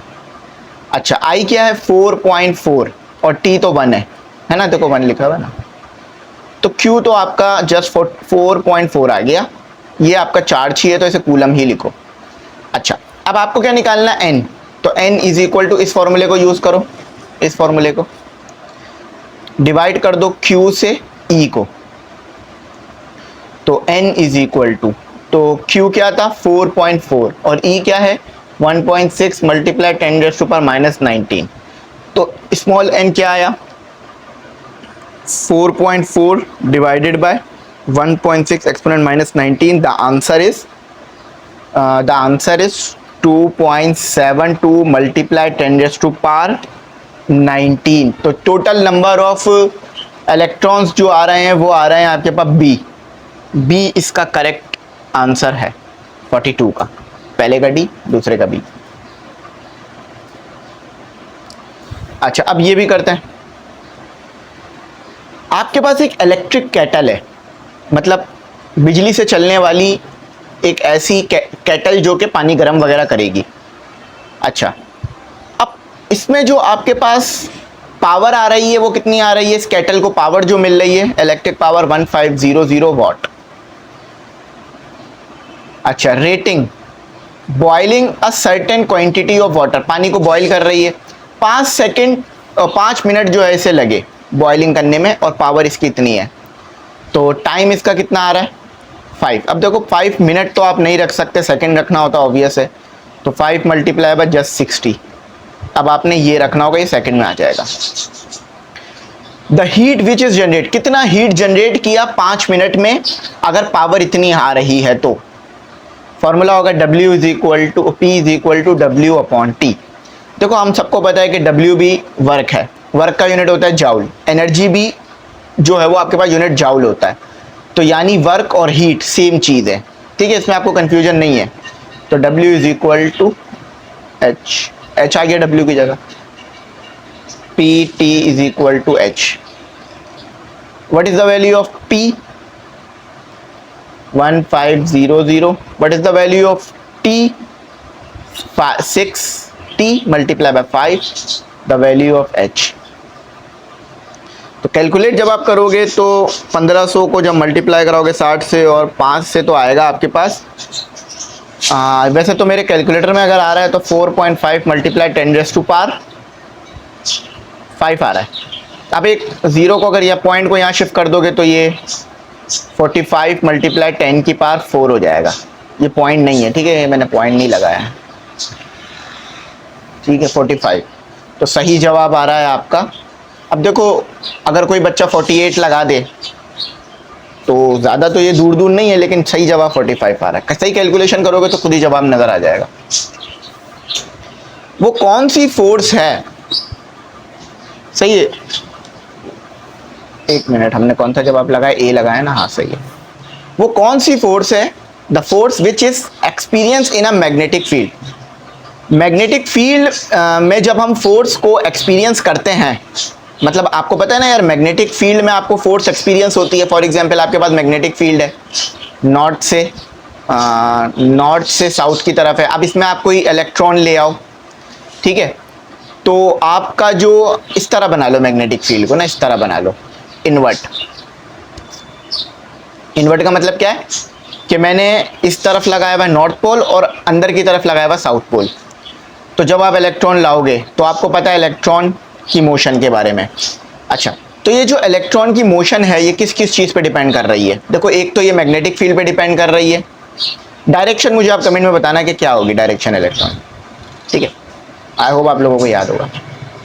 अच्छा, एक तो जो ये इलेक्ट्रॉन पर जो फोर्स लगेगी ना, जब इलेक्ट्रॉन मैग्नेटिक फील्ड के अंदर आ जाएगा तो इस पर जो फोर्स लगेगी ना इलेक्ट्रॉन पर, इसके चार्ज पे डिपेंड कर रही होगी, इसकी वेलोसिटी पे डिपेंड कर रही होगी और इसके मैग्नीट्यूड, मैग्नेटिक फील्ड के मैग्नीट्यूड पे भी डिपेंड कर रही होगी। तो यानी इसका सही जवाब आ गया डी, डी इसका सही जवाब है, ठीक है, डी। अब यहाँ आ जाओ, ये सिंपल एक छोटा सा न्यूमेरिकल टाइप है। अ कॉइल ऑफ टन्स, देखो टन्स की बात कर रहे हैं, यानी टोटल नंबर ऑफ टन्स जो कि 600 आपको दिए हुए हैं, is treated by a flux. अच्छा, अब फ्लक्स भी है आपके पास, फ्लक्स कितना है, इलेक्ट्रिक फ्लक्स होगा, नहीं सॉरी मैग्नेटिक फ्लक्स है, मैग्नेटिक फ्लक्स है, तो उसकी वैल्यू दे दी आपको 5। If the flux is reduce, अच्छा फ्लक्स अब कम हो गया, ये समझ लो, ये आपके पास फ्लक्स 2 था, अब फ्लक्स 1 हो गया क्योंकि फ्लक्स की वैल्यू कम हो गई है। इसका बेसिक कॉन्सेप्ट आपको मिल चुका है, ठीक है। अच्छा, टाइम आपके पास कितना है, 0.015 सेकेंड। पूछ क्या रहे हैं, इंड्यूस ईएमएफ। देखो फॉर्मूला पढ़ा था, Faraday law of electromagnetic induction, याद है कि जब आपके पास फ्लक्स होता है, फ्लक्स में चेंज आता है टाइम के रिस्पेक्ट से, तो करंट वोल्टेज आता है, करंट इंड्यूस होता है। देखो ये आपके पास नंबर ऑफ टर्न आ गए, ये चेंज इन फ्लक्स आ गया और ये टाइम के रिस्पेक्ट से आ गया। तो देखो जब आपके पास नंबर ऑफ टर्न्स होंगे, फ्लक्स में चेंज आएगा, तो आपके पास टाइम के रिस्पेक्ट से तो करंट इंड्यूस होगा या ईएमएफ इंड्यूस होगा। तो 600 आपके पास कितने थे, टर्न, फ्लक्स में चेंज, यानी क्या मांग रहे हैं, फ्लक्स 2 माइनस फ्लक्स 1, चेंज ऐसे निकालते हो ना शुरू से।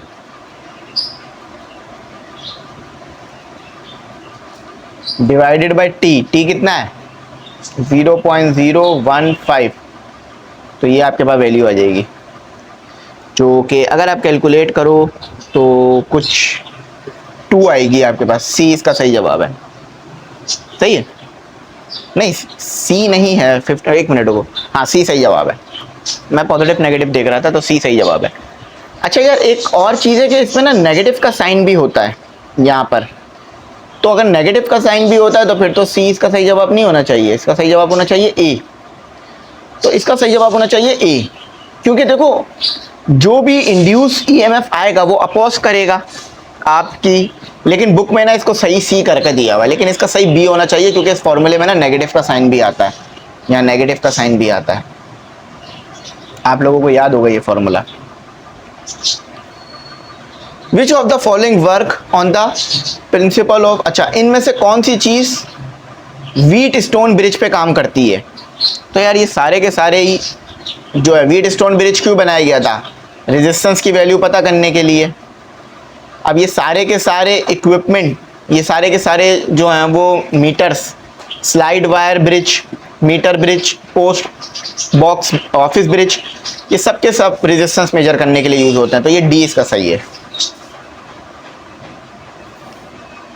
अच्छा साइनोसाइडल वेव, साइनोसाइडल वेव पता है ना क्या होती है? ये इस तरह की वेव साइनोसाइडल वेव होती है, ठीक है, ये साइनोसाइडल वेव है, जिसकी इक्वेशन में लिख देता हूँ, ए एम्पलीट्यूड के लिए लिख देता हूँ, या डिस्प्लेसमेंट के लिए लिख देता हूँ, A naught is equal to A naught sine theta omega t plus five. तो देखो इस फॉर्मूले से समझो कि जो साइनोसाइडल वेव होती है ना वो डिपेंड करती है फ्रीक्वेंसी पे, तो करेगी, तो ये तो हो गया, एम्पलीट्यूड पे करेगी, फॉर्मूले में आ रहा है, और फेस एंगल, ये फेस एंगल है, ये फेस एंगल है, इस पे करती है, तो ये याद रखना, आपको याद रहेगा।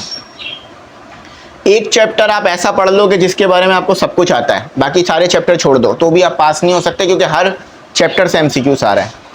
सेमीकंडक्टर फोटोडायोड, ये रिवर्स बायस होता है, ठीक है, रिवर्स बायस्ड होता है। The speed of light is very nearly to, speed of light आप सबको पता है 3 × 10⁸ होती है। कुछ चीज़ें आसान भी हैं, सब इसमें मुश्किल नहीं है, कुछ आसान भी है, प्रैक्टिस अच्छी होनी चाहिए। रेडिएशन कैन कॉज, देखो जब रेडिएशन से मुराद यहाँ पर जो है ना, जब कोई न्यूक्लियर हमला होता है या कोई न्यूक्लियर रेडिएशन निकल रही होती है उसकी बात कर रहे हैं, तो उससे पता है बहुत सारी बीमारियाँ होती हैं। ल्यूकीमिया, ठीक है, ये भी एक बीमारी है, स्किन पे रेड रैशेस पड़ जाते हैं, स्किन कैंसर हो जाता है, और जीन म्यूटेशन, बहुत सारी बीमारियाँ हो जाती हैं, इंसान की पहले तो मौत ही हो जाती है सबसे पहले ना, उसके बाद ये सबसे पहले सिम्टम नज़र आने लगते हैं ये, ठीक है, तो ये इसके सही था, ई था इसका सही, ई था ना, हाँ ई था, ये आंसर किए चाहे तो देख लेना। अच्छा अब यहाँ आ जाओ, इनमें से किस क्वांटिटी का जो है वो, इनमें से कौन सी क्वांटिटी स्केलर है? देखो आपको फोर्स वेलोसिटी के बारे में पता है, लेकिन अगर आपसे वो पूछ रहे हैं इनमें से कौन सी क्वांटिटी स्केलर है, तो ये इसी लेवल पे आगे पूछेंगे जो कि इलेक्ट्रोस्टैटिक से पूछा जा रहा होता है। तो इसमें से ना इलेक्ट्रोस्टैटिक फ्लक्स स्केलर क्वांटिटी है। अच्छा अब इधर बहुत सारे बच्चे कंफ्यूज होते हैं, विच ऑफ द फॉलोइंग क्वांटिटीज, नीचे वाली, momentum of a body depend, momentum of a body depend on it's, momentum of a body किस पे डिपेंड करता है? देखो मास पे भी करता है, बिल्कुल सही बात है, लेकिन मास एक कांस्टेंट होता है। फॉर एग्जांपल अगर मैं रिलेशन लिखूं तो P डायरेक्टली प्रोपोर्शनल V, यहाँ मास कांस्टेंट है, तो आपको यहाँ पे जवाब आएगा वेलोसिटी, सही है। अब body moving with constant velocity, अगर बॉडी कांस्टेंट वेलोसिटी के साथ मूव कर रही है तो इसका मतलब है वो ट्रेवल कर रही है। भाई देखो कांस्टेंट वेलोसिटी है तो क्या हो गया, मोशन तो आगे हो रही है ना। Due to rotation of earth, earth की रोटेशन की वजह से जो आपके प्रोजेक्टाइल की वेलोसिटी है उस पर क्या इफेक्ट होता है? तो इस हम जो कंडीशन पढ़ते हैं ना उसमें कोई इफेक्ट नहीं होता, वैसे इफेक्ट होता है लेकिन हम जो पढ़ते हैं उसमें नहीं होता। फॉर एग्जाम्पल देखो ये प्रोजेक्टाइल शॉट है, अर्थ की मोशन से क्या होगा, इस पर इफेक्ट होगा, मगर हम जो कंडीशन पढ़ते हैं उसमें नहीं होता। मैं फिर बता रहा हूँ, आप इसको सर्च करोगे तो वो होगा। अच्छा ये तो सब बच्चों को पता है कि क्लॉकवाइज टॉर्क जो है वो नेगेटिव होता है, कुछ चीज़ें डायरेक्ट याद रखने वाली है। अच्छा याद रखना the sun exert a force of attraction। आपको पता है यार, देखो ये सन है, ये अर्थ है, न्यूटन का ग्रेविटेशनल लॉ हम सबने पढ़ रखा है, ठीक है। तो अगर सन जो है वो अर्थ पे अट्रैक्शन फोर्स लगा रहा है और अर्थ सन पे अट्रैक्शन फोर्स लगा रहा है, दोनों के दरमियान अट्रैक्शन फोर्स है, तो इस अट्रैक्शन फोर्स की मदद से हमें क्या फायदा हो रहा है? इसकी वजह से फायदा ये हो रहा है कि जो अर्थ का ऑर्बिट है ना, अर्थ उसी ऑर्बिट पे है। अगर ये अट्रैक्शन फोर्स खत्म हो जाए तो अर्थ का जो ऑर्बिट है वो, अर्थ अपना ऑर्बिट छोड़ देगी और सन से दूर चली जाएगी या फिर करीब आ जाएगी, ठीक है। इनमें से कौन सा यूनिट जो है वो which one of the biggest unit of energy, इनमें से सबसे बड़ा यूनिट कौन सा है एनर्जी का? किलोवाट। आपने अक्सर सुना होगा ना, इंडस्ट्री में इतने किलोवाट जो है वो एनर्जी आ रही है, तो ये बड़ा यूनिट यही होता है। जूल वूल वगैरह छोटे यूनिट्स हैं, ठीक है। अच्छा, अब ये पूछ रहे हैं which of these waves highest frequency, सबसे ज्यादा फ्रीक्वेंसी किसकी होती है? सबसे ज्यादा फ्रीक्वेंसी गामा रेस की होती है और एनर्जी भी इसी की सबसे ज्यादा है। रिलेशन देख लो, E is equal to HF, जिसकी फ्रीक्वेंसी सबसे ज्यादा होगी उसकी एनर्जी, ये प्लैंक्स का फॉर्मूला है। अच्छा, the vibrating systems are said to be in resonance. देखो रेजोनेंस के लिए क्या चाहिए होता है कि फ्रीक्वेंसी दोनों की मैच करे, तो दोनों फ्रीक्वेंसी सेम होनी चाहिए बॉडीज की। जहां फॉर्मूले की जरूरत है वहां मैं लिखवा दूंगा। अच्छा, वो कौन सा फिनोमिना है? द फिनोमिनन विच अकर, वो होता है व्हेन अ वेव स्प्रेड। मैं जरा कंडीशन बताऊं, ये कह रहे हैं कि आपके पास वेव आ रही थी, समझ लो ये इलेक्ट्रोमैग्नेटिक वेव आ रही है, जब ये यहां से आई ये स्प्रेड हो गई, तो ये कौन सा फिनोमिना कहलाता है? ये डायफ्रैक्शन कहलाता है, हमने पढ़ा था ना। अच्छा, आपको पता है कि यार रेसिंग ट्रैक जो होते हैं उसके अंदर जो रैम बनाया जाता है वो थोड़ा सा एंगल पे बनाया जाता है। देखो इस तरह से रैम बनाया जाता है, थोड़ा सा एंगल पे करके बनाया जाता है, सही है। आपको समझ में आ रहा है ना, इस तरह से गाड़ी उसके ऊपर फिर होती है, क्यों? ताकि यार सेंटीपिटल एक्सेलरेशन उसे मिले, ठीक है, यानी वो फिसल ना जाए, स्लिप ना हो जाए गाड़ी। अब मैंने इसे पूरा पढ़ा नहीं है, मैं पढ़ देता हूँ। अ racing car is moving along a circular track, एक रेसिंग कार सर्कुलर ट्रैक पे है, विथ स्लाइटली इंक्लिनेशन, ये टी होगा, इन थोड़ा सा इंक्लिनेशन है, टूवर्ड द सेंटर, सेंटर की तरफ है, समझ लो ये सेंटर है। The friction between the wheel and banking of the track provides centripetal acceleration.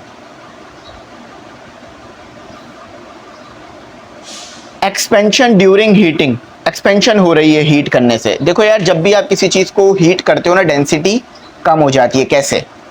समझो यार ये मेटल है, ठीक है, इसका वॉल्यूम है, अभी वॉल्यूम है इसका 3, जब आपने हीट किया तो क्या हुआ? वॉल्यूम बढ़ गया, चीज फैलेगी ना, 4 हो गया वॉल्यूम। तो डेंसिटी का फॉर्मूला क्या था? Mass upon volume. तो अगर वॉल्यूम बढ़ गया तो डेंसिटी तो कम हो गई ना, बात क्लियर हो गई। ये थोड़ा सा न्यूमेरिकल टाइप है, चलो इसे समझते हैं। व्हेन एयर एट, आपके पास एयर का टेम्परेचर है, लिखते जाओ, T1 दे दिया ये आपको, 300 kelvin. Gay Lussac Lussac law लगेगा यहाँ पर, मैं लिख दूंगा। अच्छा, atmospheric pressure is compressed to, अच्छा एटमॉस्फेरिक प्रेशर कंप्रेस्ड, समझ लो वॉल्यूम जो है ना वो आपके पास कंप्रेस हुआ है, एटमॉस्फेरिक प्रेशर की वजह से वॉल्यूम में कमी आई है, ये याद रखना। एटमॉस्फेरिक प्रेशर कम नहीं हुआ है, मतलब वॉल्यूम कम लिया है हमने, वॉल्यूम कम हुआ है। एटमॉस्फेरिक प्रेशर आप ले लो यहाँ पर 1, ठीक है, P1 ले लो, ATM एटमॉस्फेरिक प्रेशर। अच्छा, वॉल्यूम में कितनी कमी आ गई है? वॉल्यूम में ये V2 होगा, ठीक है, ये V2 होगा। V2 यानी जो वॉल्यूम में कमी आई है वो आपकी आ गई है, यहाँ पर आई है 1/20, 20 कह रहे हैं ना, 20, ठीक है, V1 के मुकाबले में, सही है, original of its original volume, ठीक है। देखो आपका जो ओरिजिनल वॉल्यूम था जो कि V1 था, ठीक है, उसके मुकाबले में जो फाइनल वॉल्यूम है वो 1/20 आया है। अच्छा, अब उसके बाद फिर एटमॉस्फेरिक प्रेशर कितना हो गया, 30 atm एटमॉस्फेरिक लिखा हुआ। टेम्परेचर क्या होगा, नया टेम्परेचर देखो P1 V1 upon T1 equal to P2 V2 upon T2। अच्छा, सेट कराओ, now we set for temperature. तो इक्वेशन को अगर सेट करा देंगे तो बन जाएगा आपके पास T2 is equal to P2 V2 T1 upon V1 और P1। अब पुट करते हैं चीज़ों को। P2 तो हमें 1 दे दिया था, V2 हमें V1 अपॉन 20 दे दिया था, और T1 हमें 300 दे दिया था। नहीं, P2 हमें जो दिया हुआ है वो दिया हुआ है 30, हमने यहाँ गलत रख लिया, 30 दिया हुआ है। P1 हमें 1 दिया हुआ है, सही। देखो ये P1 है ना, और V1 कितना दिया हुआ है, V1 ही है। तो देखो ये V से V कैंसिल हो गया, जस्ट आप इन्हें डिवाइड करा दो। आओ डिवाइड करा ले।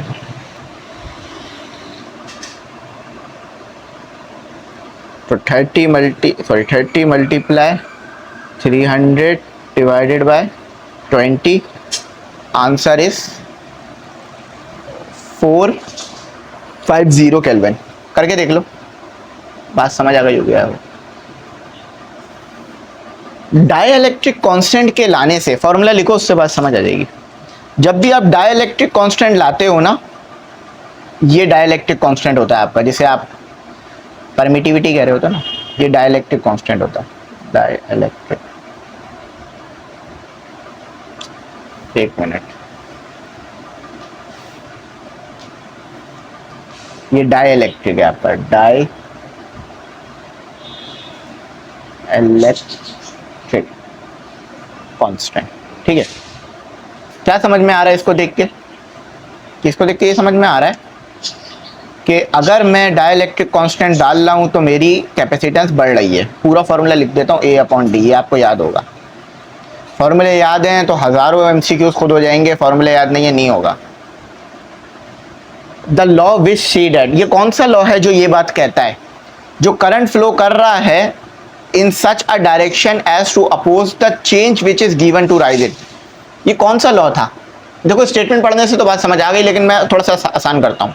भाई देखो, मैग्नेटिक फील्ड ने करंट को पैदा किया, मैग्नेटिक फील्ड के चेंज ने करंट को पैदा किया, लेकिन करंट ने मैग्नेटिक फील्ड की डायरेक्शन को अपोजिट किया, तो ये लेंस लॉ था।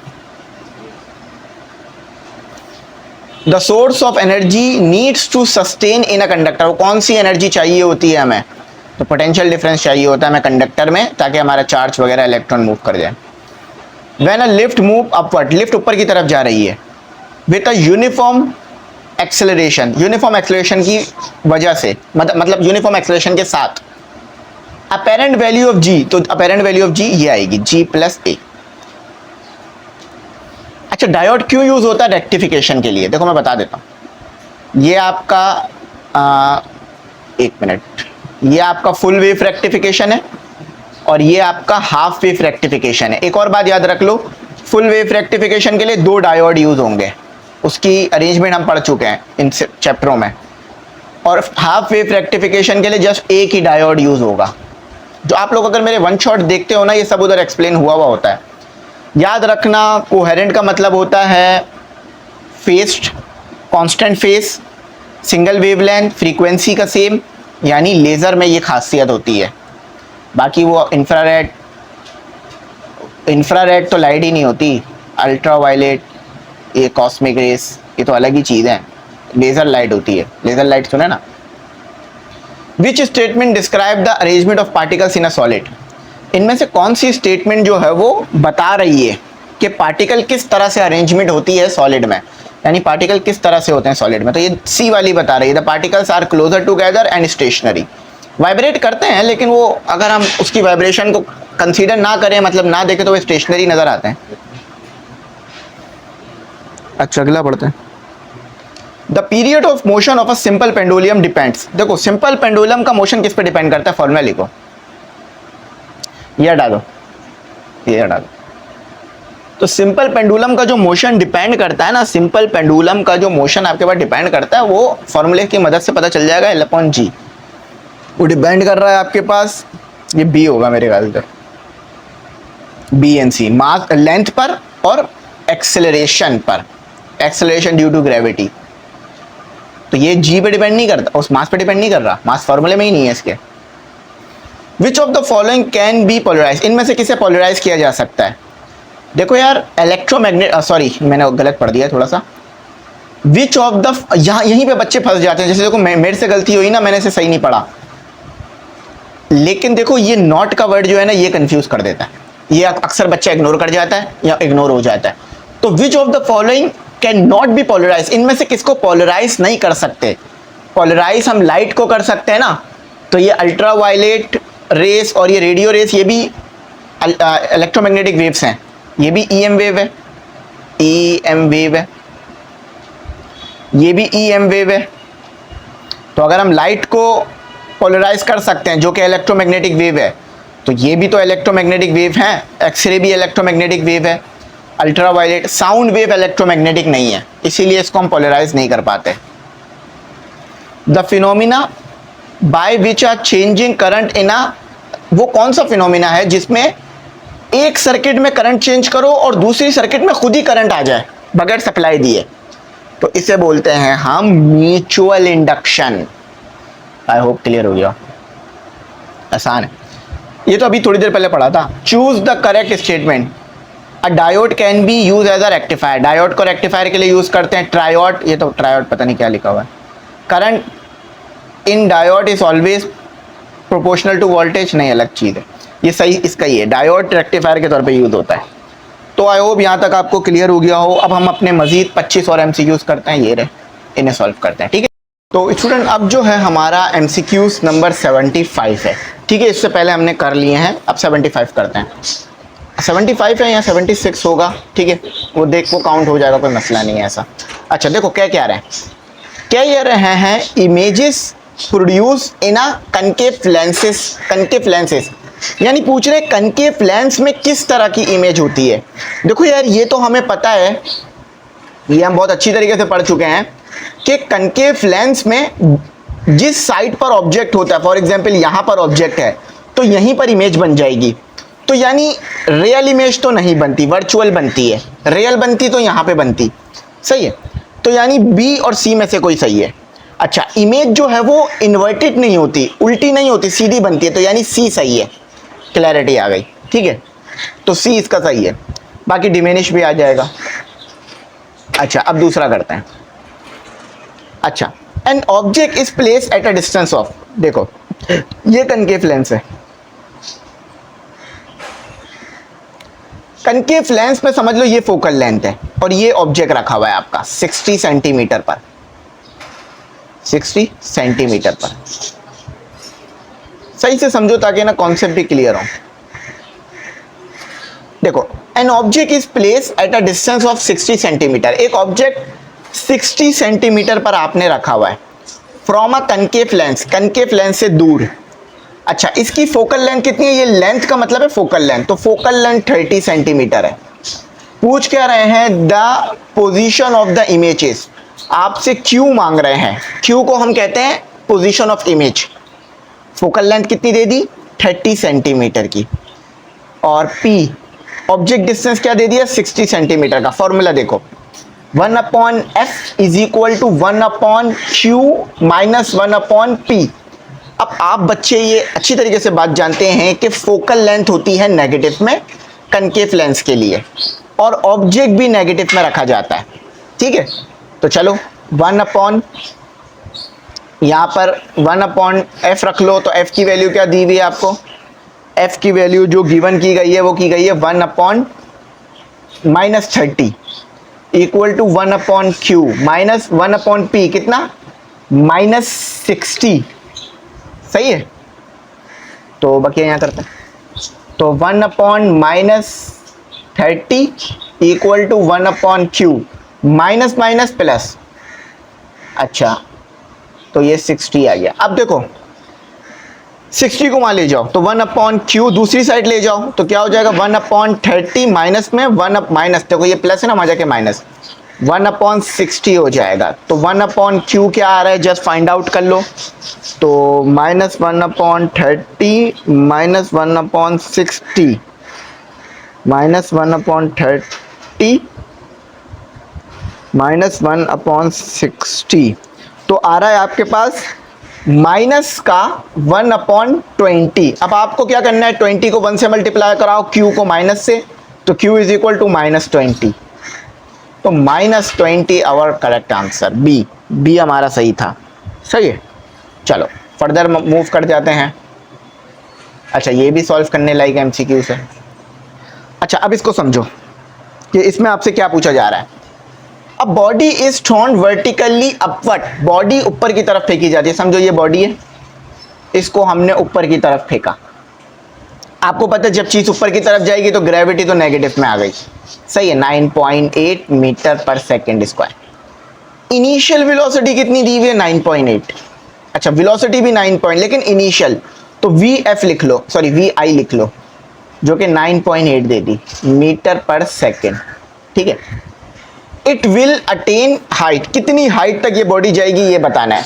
अब देखो आप में से बहुत सारे बच्चों के दिमाग में आ रहा होगा सेकेंड इक्वेशन ऑफ मोशन लगा दें, h is equal to v i t plus half g t का स्क्वायर, लेकिन ये नहीं लग सकती क्योंकि यहाँ टाइम रिक्वायर्ड है, टाइम नहीं दिया हुआ।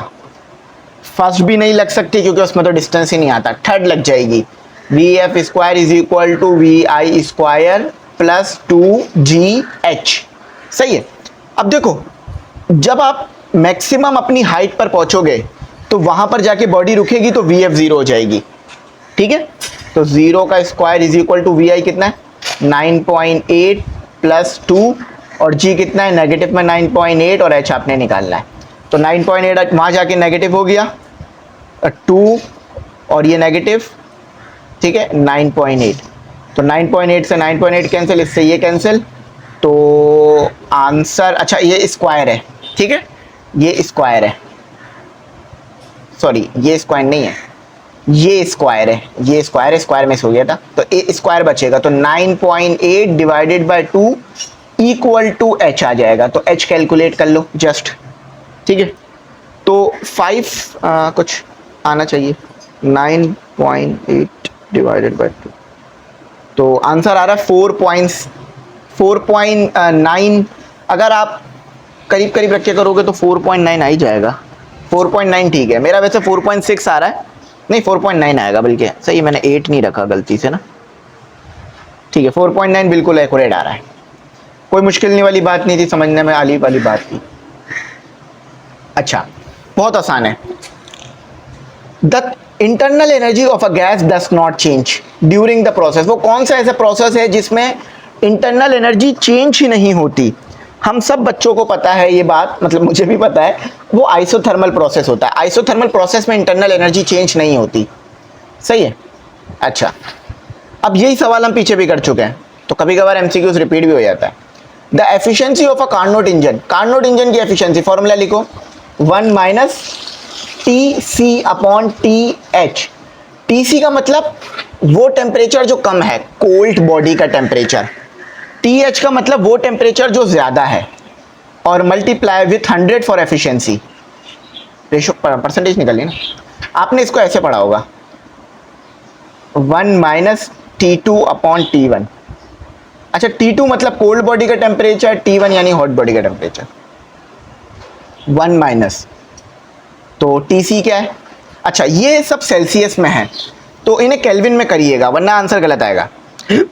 तो 50 केल्विन में ले जाने के लिए 273, ज़रूरी नहीं है कि अलग अलग करें, हम एमसीक्यू सॉल्व कर रहे हैं, न्यूमेरिकल नहीं सॉल्व कर रहे हैं जो अलग अलग शो करना पड़ेगा। 273 मल्टीप्लाई बाय 100, ये डायरेक्ट आपका आंसर आ जाएगा। ठीक है, कैलकुलेटर उठा लिख के डायरेक्ट आंसर निकाल लो, कोई मना नहीं करेगा आपको कैलकुलेटर यूज़ करने से। तो 23% आपका आंसर निकल कर आएगा बी, एक्यूरेट 23 आ जाएगा।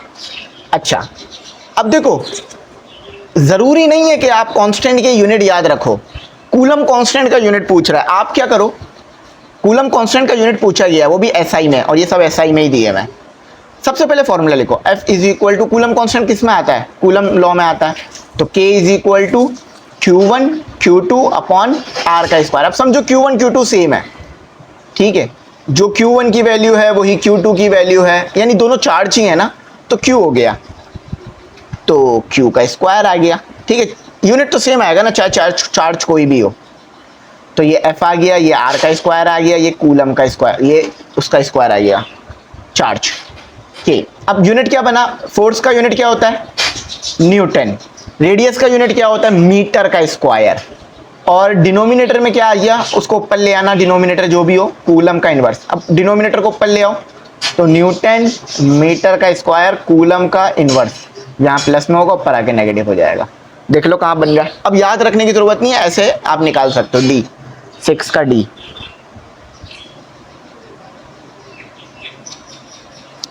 अच्छा, द सरफेस हैविंग द, अच्छा वो सरफेस जिस पे पोटेंशियल सेम रहे तो उसे इक्वो पोटेंशियल कहते हैं, इक्वो पोटेंशियल सरफेस, ये बेसिकली डेफिनेशन है। अच्छा, 8 में आई थिंक इधर थोड़ा सा ये शायद मिस प्रिंटिंग वगैरह मालूम होती है मुझे, लेकिन हम सॉल्व करते हैं।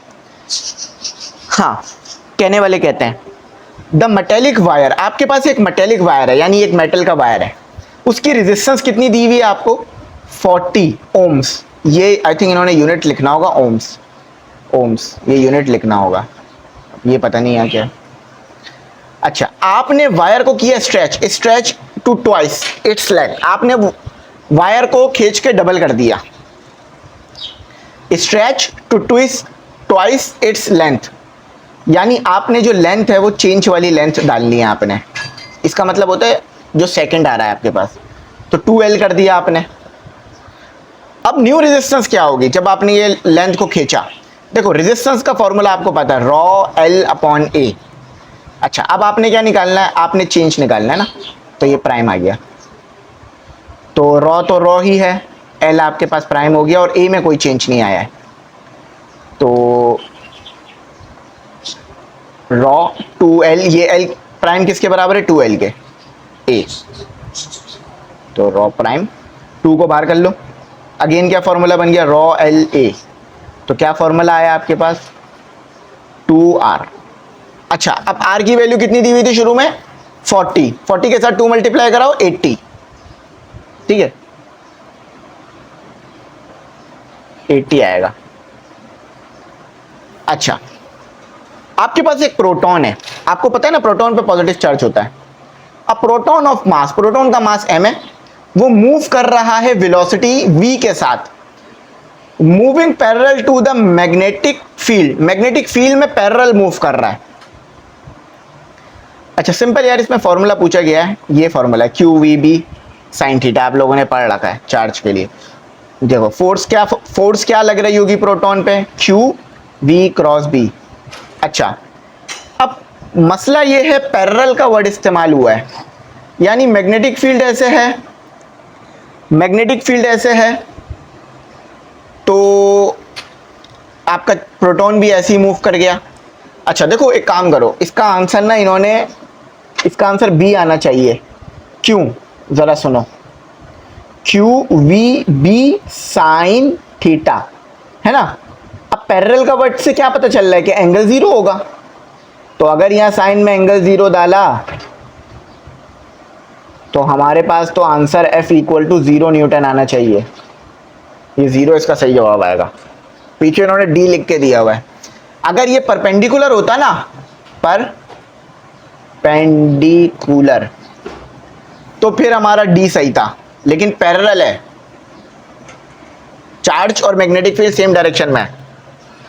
अच्छा, अब ये तो बहुत आसान है, सबसे पहले तो ट्रांसफार्मर की बात हो रही है, फॉरन ट्रांसफार्मर का फॉर्मूला लिख लिया करो, NS अपॉन NP इक्वल टू VS। एक मिनट, ट्रांसफार्मर का फॉर्मूला मैं ज़रा कंफर्म कर लूँ, कहीं हमारे ट्रांसफार्मर का फॉर्मूला गलत ना हो जाए। NS अपॉन NP VS upon VP equal to IP upon IS। अच्छा, अब देखो, स्टेप अप ट्रांसफार्मर है, स्टेप अप का मतलब क्या है, वोल्टेज सेकेंडरी कॉइल में ज़्यादा मिल रहा होगा, तो अगर सेकेंडरी कॉइल में वोल्टेज ज़्यादा है ना, तो ये बात खुद ही पता चल जाती है कि करंट कम हो गया होगा सेकेंडरी कॉइल में। इन्वर्स रिलेशन है, देखो ना आपस में इन्वर्स रिलेशन है। तो in a step up transformer the secondary coil current is always, secondary coil का करंट हमेशा कम होगा किससे? सेकेंडरी कॉइल का करंट हमेशा आपके पास कम होगा प्राइमरी कॉइल से, क्योंकि देखो अगर आपने वोल्टेज बढ़ाया है सेकेंडरी कॉइल में तो सेकेंडरी कॉइल में करंट कम हो जाएगा। ये हम पढ़ चुके हैं बहुत डिटेल में, तो ये बी इसका सही है, less. The device use to measure the potential difference, वो कौन सी डिवाइस है जो पोटेंशियल डिफरेंस मेजर करने के लिए यूज होती है? अच्छा, इसका जवाब ए भी है, सी भी है, लेकिन आगे देखो आगे क्या लिखा है, बिटवीन एनी टू पॉइंट्स, किसी भी दो पॉइंट के दरमियान एक्यूरेटली, आपने एक्यूरेटली मेजर करना है, तो इसका जवाब होगा सी। देखो पोटेंशियल डिफरेंस दोनों मेजर कर रहा है, मगर ज्यादा एक्यूरेटली करता है पोटेंशियोमीटर मेजर, इस चीज को समझना होगा। अच्छा, current in a moving coil galvanometer is proportional to, देखो ये बात हम सबको पता है कि ये अगर आपके पास गैल्वेनोमीटर है, सही है, ये गैल्वेनोमीटर की सुई है, तो जितना ज्यादा करंट होगा उतनी ज्यादा डिफ्लेक्शन आएगी। तो ये डिफ्लेक्शन क्यों आ रही है? फॉर्मूला लिखो, tau is equal to NABI, ये होता है, लेकिन इसको ऐसे भी लिख सकते हो, K थीटा। तो जितना ज्यादा ट्विस्ट होगा उतना ज्यादा करंट होगा, इसका मतलब है, यानी angle of deflection, angle of deflection या angle of twist of deflection, यानी जितना ज्यादा करंट है उतना ज्यादा ट्विस्ट आएगा, उतनी ज्यादा रीडिंग मिलेगी। ये कैलकुलेशन करनी है। If a car moves with a uniform speed, एक कार मूव करती है यूनिफॉर्म स्पीड से, स्पीड की वैल्यू देखो 2 मीटर पर सेकेंड दे दी। ये देखो ये आपकी एक गाड़ी है, ठीक है, 3 पहियों की गाड़ी हो गई हमारी ये, इसकी स्पीड जो है वो यूनिफॉर्म है, यानी स्पीड में कोई चेंज नहीं आ रहा। रेडियस आपको दे दिया इन्होंने 4 मीटर का, एंगुलर फ्रीक्वेंसी, एंगुलर स्पीड मांग रहे हैं, रिलेशन क्या है? v is equal to r omega, तो ओमेगा को इधर रहने दो, v को इधर ले आओ, तो v2 है और r4 है, तो ये आ रहा है 1/2, 1/2 मीन 0.5, आई थिंक ये 0.5 रेडियन लिख रहे होंगे, तो रेडियन पर सेकेंड, ये सही है, सी सही है 13 का। अच्छा, एलईडी हमने पढ़ रखा है, एलईडी जो है वो फॉरवर्ड बायस्ड होती है पीएन जंक्शन में, एलईडी के लिए जो पीएन जंक्शन होता है वो फॉरवर्ड बायस्ड होता है। विच of the following statement about the energy in a quantum is true frequency? अच्छा देखो ये पूछ रहे हैं एनर्जी और फ्रीक्वेंसी का क्या रिलेशन है क्वांटम में, यानी जो क्वांटम का फॉर्मूला था, सिंपल है, क्वांटम का फॉर्मूला लिख लो, E is equal to HF, यानी अगर फ्रीक्वेंसी ज्यादा होगी एनर्जी ज्यादा होगी, तो डायरेक्टली प्रोपोर्शनल है, 15वां डायरेक्टली प्रोपोर्शनल है।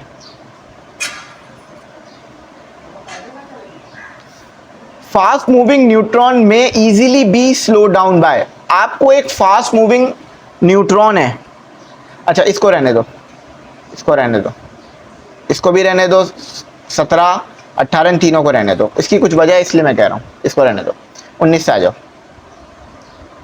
अच्छा, which of the following pair of electromagnetic wave are in the decreasing order of wavelength, ये पूछ रहे हैं कि इनमें से कौन सा ऐसा पेयर है जिसमें वेवलेंथ कम होती जाए। देखो सबसे पहले पता है आपको यार, वॉयलेट की वेवलेंथ सबसे ज्यादा आती, सॉरी वॉयलेट की जो वेवलेंथ है वो आपके पास क्या होती है, ज्यादा होती है। एक मिनट जरा इसको ठीक कर लो, देखो डिक्रीजिंग डिसेंडिंग, ये डिक्रीजिंग भी कह सकते हो, डिसेंडिंग ऑर्डर, यानी वेवलेंथ जो है ना आगे जाओ तो बढ़ती जाए। अब यार इसमें जो मुझे सही लग रहा है ना वेवलेंथ बढ़ने वाला, वो ये रेड है, सी है, लेकिन इसका बुक में ना बी लगा हुआ है, देखो मैं इधर दिखाता हूँ, इसका आंसर बी लगा हुआ है 19 का, जबकि होना चाहिए इसका रेड, येलो, ब्लू, क्योंकि रेड की वेवलेंथ सबसे ज़्यादा है, उसके बाद फिर छोटी वेवलेंथ आएगी ब्लू की, उस येलो की फिर सबसे छोटी वेवलेंथ आएगी ब्लू की, लेकिन इसका बी सही लगा, वैसे आप कंफर्म कर लेना, ठीक है। अच्छा, the specific heat time the mass of a body, simple है, ये फॉर्मूला ही पूछ रहा है, ठीक है। स्पेसिफिक हीट मास, हीट कैपेसिटी होना चाहिए जो मास पे डिपेंड कर रही है, स्पेसिफिक हीट कैपेसिटी, चलें इसको मैं कंफर्म कर लूंगा, ठीक है। अच्छा 21 आ जाओ। The condition for equilibrium of a particle is that, equilibrium condition क्या है इक्विलिब्रियम की, इक्विलिब्रियम के लिए, तो यार इक्विलिब्रियम के लिए कंडीशन ना आपको पता है यार, vector sum of all the forces be zero, ठीक है यार। इसका तो ई और एफ दोनों सही होना चाहिए, अगर कांस्टेंट लेकिन एक्सेलरेशन नहीं होती, इसका ई सही है, ई सही है इसका। Vector sum all forces be zero, हमने पढ़ा हुआ भी है फर्स्ट कंडीशन ऑफ इक्विलिब्रियम। लेकिन यहाँ पर देखो vector sum of the force and torque of a body, ये एच भी सही है इसका, तो इसका जो है ना वो एच सही होना चाहिए। आखिर के एमसीक्यू में थोड़ा डाउट आ रहा है, मैं चाह रहा हूँ कि डाउट ना जाए। अच्छा सिंपल, ये एंगुलर मोमेंटम का आपसे फॉर्मूला मांग रहे हैं, L is equal to m v r. M क्या हो गया केजी, वी क्या हो गया मीटर पर सेकंड, और ये मीटर, तो क्या हो गया आपके पास केजी मीटर का स्क्वायर सेकंड का इनवर्स। तो इसमें से सही कौन सा है, इसमें से सही है ये के, सी होगा C. The earth surface is consider to be, earth का सरफेस कंसीडर किया जाता है जीरो पोटेंशियल, ठीक है। बाकी ये तो 24वां है नहीं, 24वां है पता नहीं, ये इसमें शायद यहाँ कोई मिसिंग है चीज़, या डबल डेरिवेटिव वगैरह मांग रहे हैं किसी चीज़ का, इसको छोड़ देता है। 25वां गायब है। तो दो आखिर के शुरू में कुछ डाउट्स थे मुझे, उसकी वजह यह है कि एक तो इसमें डाउट था, है ना, नहीं इसमें डाउट था या नहीं था, ये बल्कि छुड़वा दिया मैंने, जिसमें मुझे डाउट थे वो मैंने छुड़वा दिया, ताकि बाद में मैं आपको बता दूंगा। ये आप लोग वेरीफाई ज़रूर कर लेना, ये आप लोग वेरीफाई कर लेना, ठीक है। मेरा जो इसका सही है ना, वो इसका सी सही है, सी। तो आई होप यहाँ तक आपको समझ में आया होगा। वीडियो काफ़ी बड़ी बनी, लेकिन ये है कि मुझे इसे आपको बहुत डिटेल में समझाना था, इसलिए थोड़ा वीडियो बड़ी बनी। तो यहीं तक रखते हैं, अगर कुछ ना समझ में आया तो पूछ लेना, मैं गाइड करूँगा। थैंक्स फॉर वॉचिंग, अल्लाह हाफिज़, कीमती दुआओं में ज़रूर याद रखना।